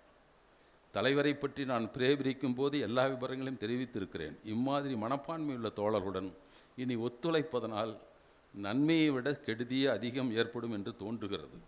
இதுவரை நமது இயக்கத் தோழர்கள் பலரின் நடத்தையால் நான் அதிகம் கஷ்டமடைந்திருக்கிறேன். எனக்கு சொந்தத்தில் ஏற்பட்ட கஷ்டங்கள், பழிகள், நஷ்டங்கள் ஆகியவை பற்றி நான் எப்போதும் கவலைப்பட்டதில்லை. அதை போக்கிக் கொள்ள நான் முயற்சிக்கவும் இல்லை. ஆனால் இம்மாதிரி நடவடிக்கைகளால் இயக்கத்தின் யோகிதை கெட்டுப்போகின்றதென்றே நான் வருந்துகிறேன். இன்றைய மாதிரியை நான் வன்மையாக கண்டிக்கிறேன். இதனால் இப்படிப்பட்ட தோழர்கள் கோபித்து கொண்டு போய் இதற்கு முன் கோபித்து கொண்டு போனவர்கள் செய்கிற மாதிரி எவ்வளவு இடையூறு செய்தாலும் அதற்கு தலை கொடுக்க தயாராக இருக்கிறேன். அதையெல்லாம் எதிர்பார்த்தே தான் நான் இப்படி பேசுகிறேன். இதற்கு முன்னும் நான் இப்படி கண்டிப்பதாய் இருந்ததாலேயே இயக்கம் ஓரளவுக்கு உயிருடன் இருக்கிறது. தோழர்கள் இப்படிப்பட்ட மனப்பான்மையை மாற்றிக்கொள்ளாவிட்டால் இவர்கள் ஒத்துழைப்பது சாத்தியமற்றதாகிவிடும் அப்படின்னு கடுமையாக அப்போ பேசுகிறார். ஜீவானந்தெல்லாம் 36 தான் கட்சி விட்டு போனார். ஆனால் அதுக்கு முந்தைய இந்த சிக்கலாக நடந்திருக்கின்றா, இதையும் சேர்த்து சொல்லிக்கணும். ஆனால் பெரியார் எப்படி அவரையும் இணைத்து கொண்டு போக வேண்டும். அவன் ஆஸ்திகனாக இருந்துட்டு போகிறான், சைவனாக இருந்துட்டு போகிறான். தீண்டாமை விளக்கில் அவர் நம்மோட ஒத்த கருத்துள்ளவரை இணைத்து கொண்டு இயக்கத்தை முன்னெடுத்து போகலாம். அதில் அவர் வருத்தப்பட்டதே இல்லை. அதே மாதிரி தான் நான் சொன்னாலும் இப்போ தமிழிசை இயக்கம், அண்ணாமலை செட்டியாரெல்லாம் தமிழிசை நடத்தினோம், தமிழில் பாட சொன்னோம். அப்புறம் பெரியார் அதுக்கப்புறம் இன்னொரு ஸ்டெப் போகிறார், தமிழில் பாட சொன்னோம். இப்போ தான் எனக்கு வருத்தமாக இருக்குது. முதலாவது தெலுங்குலேயும் சமஸ்கிருதம் பாடினா என்ன அர்த்தம்னு இவனுக்கு தெரியாது. இப்போ தமிழில் பாடி இந்த மூட நம்பிக்கையை தமிழ்லேயே கேட்குறான். இவன் நாசமாக போயிடுவான் போல் இருக்குது அப்படின்ட்டு பெரியார் சொல்கிறாரு. இது ஒரு மாமியார் வீட்டுக்கு மருமகன் வர்றான். அவன் பல்லெல்லாம் அப்படியே காசி பச்சையாக இருக்குது. நம்ம ஜெயேந்திரனுக்கு இருந்ததில்ல அந்த மாதிரி பார்க்குறதுக்கு ஊத்த பல்லாக இருக்குது. உன்னை இவன் எப்படா சொல்கிறதுன்னு கொஞ்சம் கூச்சப்பட்டுக்கிட்டு, எங்கள் ஊர் கரும்பு நல்லா இருக்குன்னு சொல்கிறாங்க மாப்பிள்ளை, போய் கரும்பு வாங்கி சாப்பிட்டு வாங்கன்னு கையில் பணம் கொடுத்து அனுப்புகிறான். அவன் போய் எள்ளு புண்ணாக்கு வாங்கி சாப்பிட்டு வர்றான். இன்னும் பல்லு எப்படி இருக்கும்? நான் என்னடா இவன்லாம் தமிழில் பாடலன்னு வருத்தப்பட்டுட்டு பண்ணா, இவன் இந்த பாடி தொலைஞ்சி தயவுசெய்து இவங்க பாடாமல் இருந்தால் பரவாயில்லைங்கிற மாதிரி பாடுறான். தமிழில் பாடினால் போதாது, தமிழனுக்காக பாடு, தமிழனுக்கு வேண்டியதை பாடு, தமிழனை முன்னேற்றப்பாடு, அதுதான் வேணும் எனக்கு. இந்த தமிழில் பாடின எனக்கு போதாதுப்பா எனக்கு என்று அடுத்த நிலைக்கு போவார். இப்படி ஒவ்வொன்றும் இந்த சுயமரியாதை இயக்கத்தில் கூட அப்படி ஒவ்வொரு கட்டங்கட்டமாகத்தான் அவர் ஒரு இடத்துல சொல்கிறாரு, எனக்கு கடவுள் நம்பிக்கை என்பது இயக்கம் தொடங்குகிற போதே இல்லை. அப்போதே சொல்லியிருந்தால் ஒருவரும் என்னோடு நின்றிருக்க மாட்டார்கள். அதை சொல்வதற்கு நான் 4-5 ஆண்டுகள் எடுத்துக்கொண்டேன் அப்படிங்கிறாரு. அப்பயே சொன்னால் ஒருத்தன் கூட கொண்டு நிற்க மாட்டான்டா, இவன் நாஸ்திகனை ஓடி இருப்பான், அதெல்லாம் வேண்டாம், இப்போ மூட நம்பிக்கை ஒழிக்கலாம்ப்பா, சடங்கெல்லாம் வேண்டாம்ப்பா, அதை சொல்லி ஆரம்பித்து ஸ்டெப்பாக கொண்டு வந்தேன். எனவே ஒருவர் இயக்கத்தை முன்னெடுத்து செல்வதற்கு தனக்குள்ள கொள்கைகளை கூட மறைத்து கொண்டு அல்லது மட்டுப்படுத்தி கொண்டு அதை எடுத்து செல்ல வேண்டும் என்ற அந்த போக்கினை அவர் தன்னுடைய நடவடிக்கையில் காட்டியிருக்கார் என்பது தான். இன்னும் சொல்வதற்கு ஏராளம் இருந்தாலும் நேரம் ரொம்ப அதிகமாயிட்டுருக்குன்னு நினைக்கிறேன். அதனால் இதோடு நிறைவு செய்து கொள்ளலாம்னு நினைக்கிறேன். ஏன்னா சுயமரியாதை இயக்கம் என்பது ஒரு புதிய ஒரு இயக்கம்தான். அப்படி ஒரு இயக்கங்கள் வேற எங்கே நடந்துதான் நமக்கு தெரியாது. எம்ஆர் ஜெயகர்னு ஒருத்தர் சிறப்பு, பெரியாருடைய சிறப்பு சொல்கிறேன் நான். முதல் மாநாடு சவுந்தரபாண்டியன், அவர் சுயமரியாதை இயக்கத்தை சார்ந்தவராக இருக்கிறார், சுயமரியாதை கருத்தோடு இருக்கிறார். அவர் திராவிடர் கழகம் என்று பெயர் மாற்றுகிற போது தாங்கள் வகிக்கிற பதவிகளையும் விட்டுணும்னு சொன்னப்போ தான் அவருக்கு நறுக்குங்குது. ஐயோ நமக்கு, ஏன்னா சர் பட்டத்தை விட்டணும், திவான் பகத் விட்டணும், அப்புறம் வேறு ஏதாவது நியமன பதவிகள் இருந்தால், தேர்தலில் வெற்றி பெற்ற பதவிகள் தவிர நியமன பதவிகள் தான் அதையும் விட்டுறணும் தீர்மானிக்கிறாங்க. அப்போ நம்ம ஆளுங்களுக்கு கொஞ்சம் டைம் அதிகமாக கொடுங்கன்னு கேட்குறாங்க. திராவிட கழக பெயர் மாற்ற தீர்மானத்தின் போது அதுதான் நடக்குது. சரி, இன்னொரு 6 மாதம் 3 மாதம் 6 மாதம் டைம் தான் வைக்கிறாங்க. ஆனால் அது வரைக்கும் அவர் சுயமரியாதைக்காரர் தான், அதில் ஒன்றும் பிரச்சனை இல்லை. 2வது மாநாடு எம்ஆர் ஜெயகர் இந்து மகா சபைக்காரர், அவர் அவன் வச்சுக்கோங்க அவர். ஆனால் அவர் மத்திய சட்டமன்றம், அப்போ பாராளுமன்றம் என்ற பேர் இல்லை, மத்திய சட்டமன்றத்தில் ஜாதி ஒழிப்பு தீர்மானத்தை கொண்டு போகிறார். ஜாதி வேற்றுமை பாராட்டுவதை குற்றமாக கருத வேண்டும்னு கொண்டு போகிறாரு. இப்படி ஆளை கொண்டு வந்துடலாம் இங்கே கொண்டு வர்றாரு அவர். தங்களை பற்றி விவரங்களை எல்லாம் முதல்ல ஆங்கிலத்தில் எழுதி அனுப்புகிறாங்க. நாங்கள் இப்படி ஒரு இயக்கம் நடத்துகிறோம், இந்த மாதிரி எங்கள் ரிவோல்ட்டு பத்திரிக்கை இப்போ ஆரம்பிச்சிடுறாங்க. ரிவோல்ட்டு பத்திரிக்கை ஒரு கட்டுரைகள்லாம் அனுப்புகிறாங்க. இந்த மாதிரி கருத்துள்ளவங்க நாங்கள் மாநாட்டுக்கு நீங்கள் அனுமதி கூட அவர் ஒத்துக்கிறார், வர்றார். வந்தோடனே அந்த மாநாட்டில் மிக சிறப்பாக பேசிட்டு கடைசியாக அவரோட நிறைவுரையில் ஒன்று சொல்லுகிறார். அவர், நான் வந்து பார்த்தேன் உங்கள் இயக்கத்தின் வேலைகள் மட்டுமல்ல, சுயமரியாதை இயக்கம் என்ற பெயரே எனக்கு வந்து பெரிய இதாக இருக்குது. உலகில் உள்ள அத்தனை அகராதிகளும் எடுத்து போட்டு பக்கம் பக்கமாய் புரட்டி பார்த்தாலும் இந்த சுயமரியாதை என்ற சொல்லுக்கு ஈடான சொல்லையோ அதற்கு இணையான சொல்லையோ காணவே முடியாது. அப்படிப்பட்ட ஒரு சொல்லோடு இயக்கம் நடத்துன்னு பெருமையாக இருக்குன்னு அவர் சொல்கிறார். ஏன்னா அந்த மாதிரி வார்த்தையே இருக்க முடியாது. இப்போ சில பேர் வந்து பெரியாரே எப்படி சொன்னார்னு சொல்லிகிட்டு இருக்காங்க. ஆனால் குடியரசில் படித்தா தெரியுது, பெரியார் சொல்லலை, எம்ஆர் ஜெயகர் சொன்னதை போலன்னு பெரியார் பேசியிருக்கார். அப்படி தான் அவர் பேசியிருக்கிறார். ஆக அப்படி எல்லோரையும் இணைத்து கொண்டு, அப்போ யாருன்னா அந்த நம்ம கருத்து பேசுகிறானா வா, நீ ஜாதி ஒழி பேசுனா வாடான்னு கூப்பிட்டு வந்து அவரையும் வச்சுக்கிட்டு அவர் மாநாடு, இந்து மகாசபை தலைவர் அவர். ஆனால் தன் கருத்தை அப்புறம் வந்து அவர் இன்னும் கொஞ்சம் மாற்றி ஜாதி எதிர்ப்பெல்லாம் பேசி இதெல்லாம் கூடாது என்று பேசுகிறார். அவர் மாறுறாரு. அப்புறம் கொண்டு வந்து இங்கே வச்சு பெரிய ஒரு கூட்டத்தோடு நின்று காட்டிட்டு போனோன்னா அவர் கொஞ்சம் மாறி இருக்கக்கூடும். இருந்தாலும் அந்த கருத்தை பேசிட்டுமே வரட்டும், அந்த கருத்தை அவன் தீர்மானமாக கொண்டு வந்திருக்கான்ல, வந்து நம்மகிட்ட பார்ப்போம் என்ன தான் பேசுகிறான்னு பார்ப்போன்னு கூட்டி வந்திருக்கலாம். எனவே அவருக்கு பெரியாரை பொறுத்தவரை தன்னுடைய இயக்கத்தை வலுப்படுத்த வேண்டும். வலுப்படுத்துவது என்பது மக்கள் கருத்தில் போய் நம்ம இயக்க சிந்தனைகளை கொள்கைகளை பதிய வைப்பது தான். அதற்கு எந்தெந்த முறைகளில் இருந்தால் அவங்க அதை ஏற்றுக்கொள்ள செய்ய முடியும் என்ற முயற்சியில் தான் ஒவ்வொன்றாக செய்து கொண்டு வருகிறார். அப்புறம் 38க்கு அப்புறம் அரசியல் கட்சியோட நீதி கட்சியினுடைய இதை ஏற்றுக்கொண்டு அதில் திராவிடர் கழகமாக இருக்கிறாரு. அவர் அதெல்லாம் நிறைய நீதி கட்சியாக போன உடனே அப்புறம் ஒரு தீர்மானம் நீதி கட்சியில் கொண்டு வந்து எலெக்ஷன் நிற்கக்கூடாதுன்றார். நீதி கட்சியை அவன்லாம் எலெக்ஷன் நிறுத்தி பதவிக்கு போகலான்னு இருக்கிறான். அங்கே போனோன்னா எலெக்ஷன் நிற்கக்கூடாதுன்னு தீர்மானம் போடுறாங்க. அவனுக்கு எவ்வளோ எரிச்சலாக இருக்கும் அவனுக்கு. ஏன்னா அப்போ வந்து காங்கிரஸும் பதவி ஏற்றுக்கொள்ளவில்லை என்றால் பெரியாரை வந்து நீங்கள் என்ன எதிர்கட்சி தலைவர் இவர் தான், நீங்கள் முதல்வராக பதவியேற்க வேண்டும் என்று வேண்டுகோள் வைக்கிறார். கவர்னர் கேட்குறாரு, கவர்னர் ஜெனரல் கேட்குறாரு. முடியாதுன்னு மறுத்து, எனக்கு வேண்டாம்ப்பா, இப்போ நம்ம ஆளுங்கள்லாம் தமிழ் தேசியம் பேசுகிறதே முதலமைச்சர் ஆகிறதுக்குங்கிறாங்க, அவர் அதெல்லாம் எனக்கு வேண்டாம்டா, நீ கூப்பிட்டாலும் வேண்டாம். ராஜாஜி வேறு வர்றார், நான் கூட மந்திரி சபையில் இருக்கிறேன், நீங்கள் அமைச்சிருங்கன்னு கேட்குறாரு. அதெல்லாம் ஒன்றும் வேண்டான்னு தான் மருத்துவராகத்தான் அப்போ இருந்து. நீங்கள் 1925 காங்கிரஸ்காரர் இருந்தப்போ எழுதியிருக்கிறார். அதை நான் அந்த இதை கொண்டு வர மறந்துட்டேன். அதில் என்ன சொல்கிறாருன்னா, நாம் நம்முடைய சமத்துவ சமுதாயத்தை படைப்பதற்கு ஒரு இயக்கம் கட்ட வேண்டும். தேர்தல் அரசியல் ஈடுபாடு இல்லாதவர்களாகவும் பட்டம் பதவிகளுக்காக அலையாதவர்களாகவும் இருப்பவர்களெல்லாம் ஒன்று சேர்த்து கொண்டு நாம் இந்த இயக்கம் நடத்தணும். அப்படி தான் அவர் எழுதுறாரு. காங்கிரஸ்காரராக இருந்தப்போ இதுக்கெல்லாம் சும்மா இயக்கம் கட்டணும்னா சும்மா கட்ட முடியாதுப்பா, தேர்தல் அரசியலுக்கு போகக்கூடாது. அந்த மாதிரி ஆளுங்களை வச்சுக்கிட்டு எனக்கு வந்து நீ கொடுக்குற ராவ் பகதூர் வேணாம், திவான் பகதூர் வேண்டாம் என்று சொல்லுகிற மனப்பான்மையும் இருக்க வேண்டும். அவர்கள் வைத்து அப்படி ஒரு இயக்கம் கட்டி நாம் இதை முன்னெடுத்து செல்ல வேண்டும். காங்கிரஸ்காரராக இருக்கிறப்போ எழுதுகிறார் அவர். எனவே அப்படிப்பட்டதான் அந்த கருத்துக்களை எடுத்து இருக்கிறார் என்பது தான். இதற்கு என்ன செய்தின்னா, அதுக்கு மேலே ஏதாவது பேசினா அதுக்கு பேசலாம். இன்னொன்று முக்கியமாக சொல்லிடணும். அவர் பெரியார் வந்து 52ல் ஒரு செய்தியை பேசுகிறாரு, அது முக்கியமாக. சுயமரியாதை கொள்கையை கொண்டிருக்காத தனி திராவிட ஆட்சியை சுயமரியாதைக்காரர்கள் விரும்ப மாட்டார்கள். வைதீகத்திலும் மூடநம்பிக்கையிலும் மூழ்கிய தனி திராவிட ஆட்சியை திராவிடர் கழகத்தார் விரும்ப மாட்டார்கள். சுயமரியாதை இயக்கம் தான் திராவிடர் கழகம். ஆனால் ரெண்டு தடவை சொல்கிறார், நீ வந்து திராவிடர்னா மட்டும் எங்களுக்கு போதாது, நீ வந்து சுயமரியாதை கொள்கையை ஏற்றுக்கொண்டவனாக இருக்க வேண்டும், வைதீகத்திலும் மூடநம்பிக்கையிலும் மூழ்கியவர்களாக இருக்கக்கூடாது. அந்த திராவிட ஆட்சி தான் எங்களுக்கு வேணுமே தவிர ஆளுங்க மட்டும் எங்களால் இருந்தால் போதாது என்ற என் கருத்து. ஏன்னா இந்த நேரத்தில் நாம் அதை நினைவூட்டு கொள்ள வேண்டிய கருத்து என்று கருதுகிறேன். வேறு ஏதாவது செய்திருந்தால் பேசலாம். இதோடு நிறைவு செய்து கூறுகிறேன். தொடர் உங்களை விடுதலை கொடுக்கிறேன்.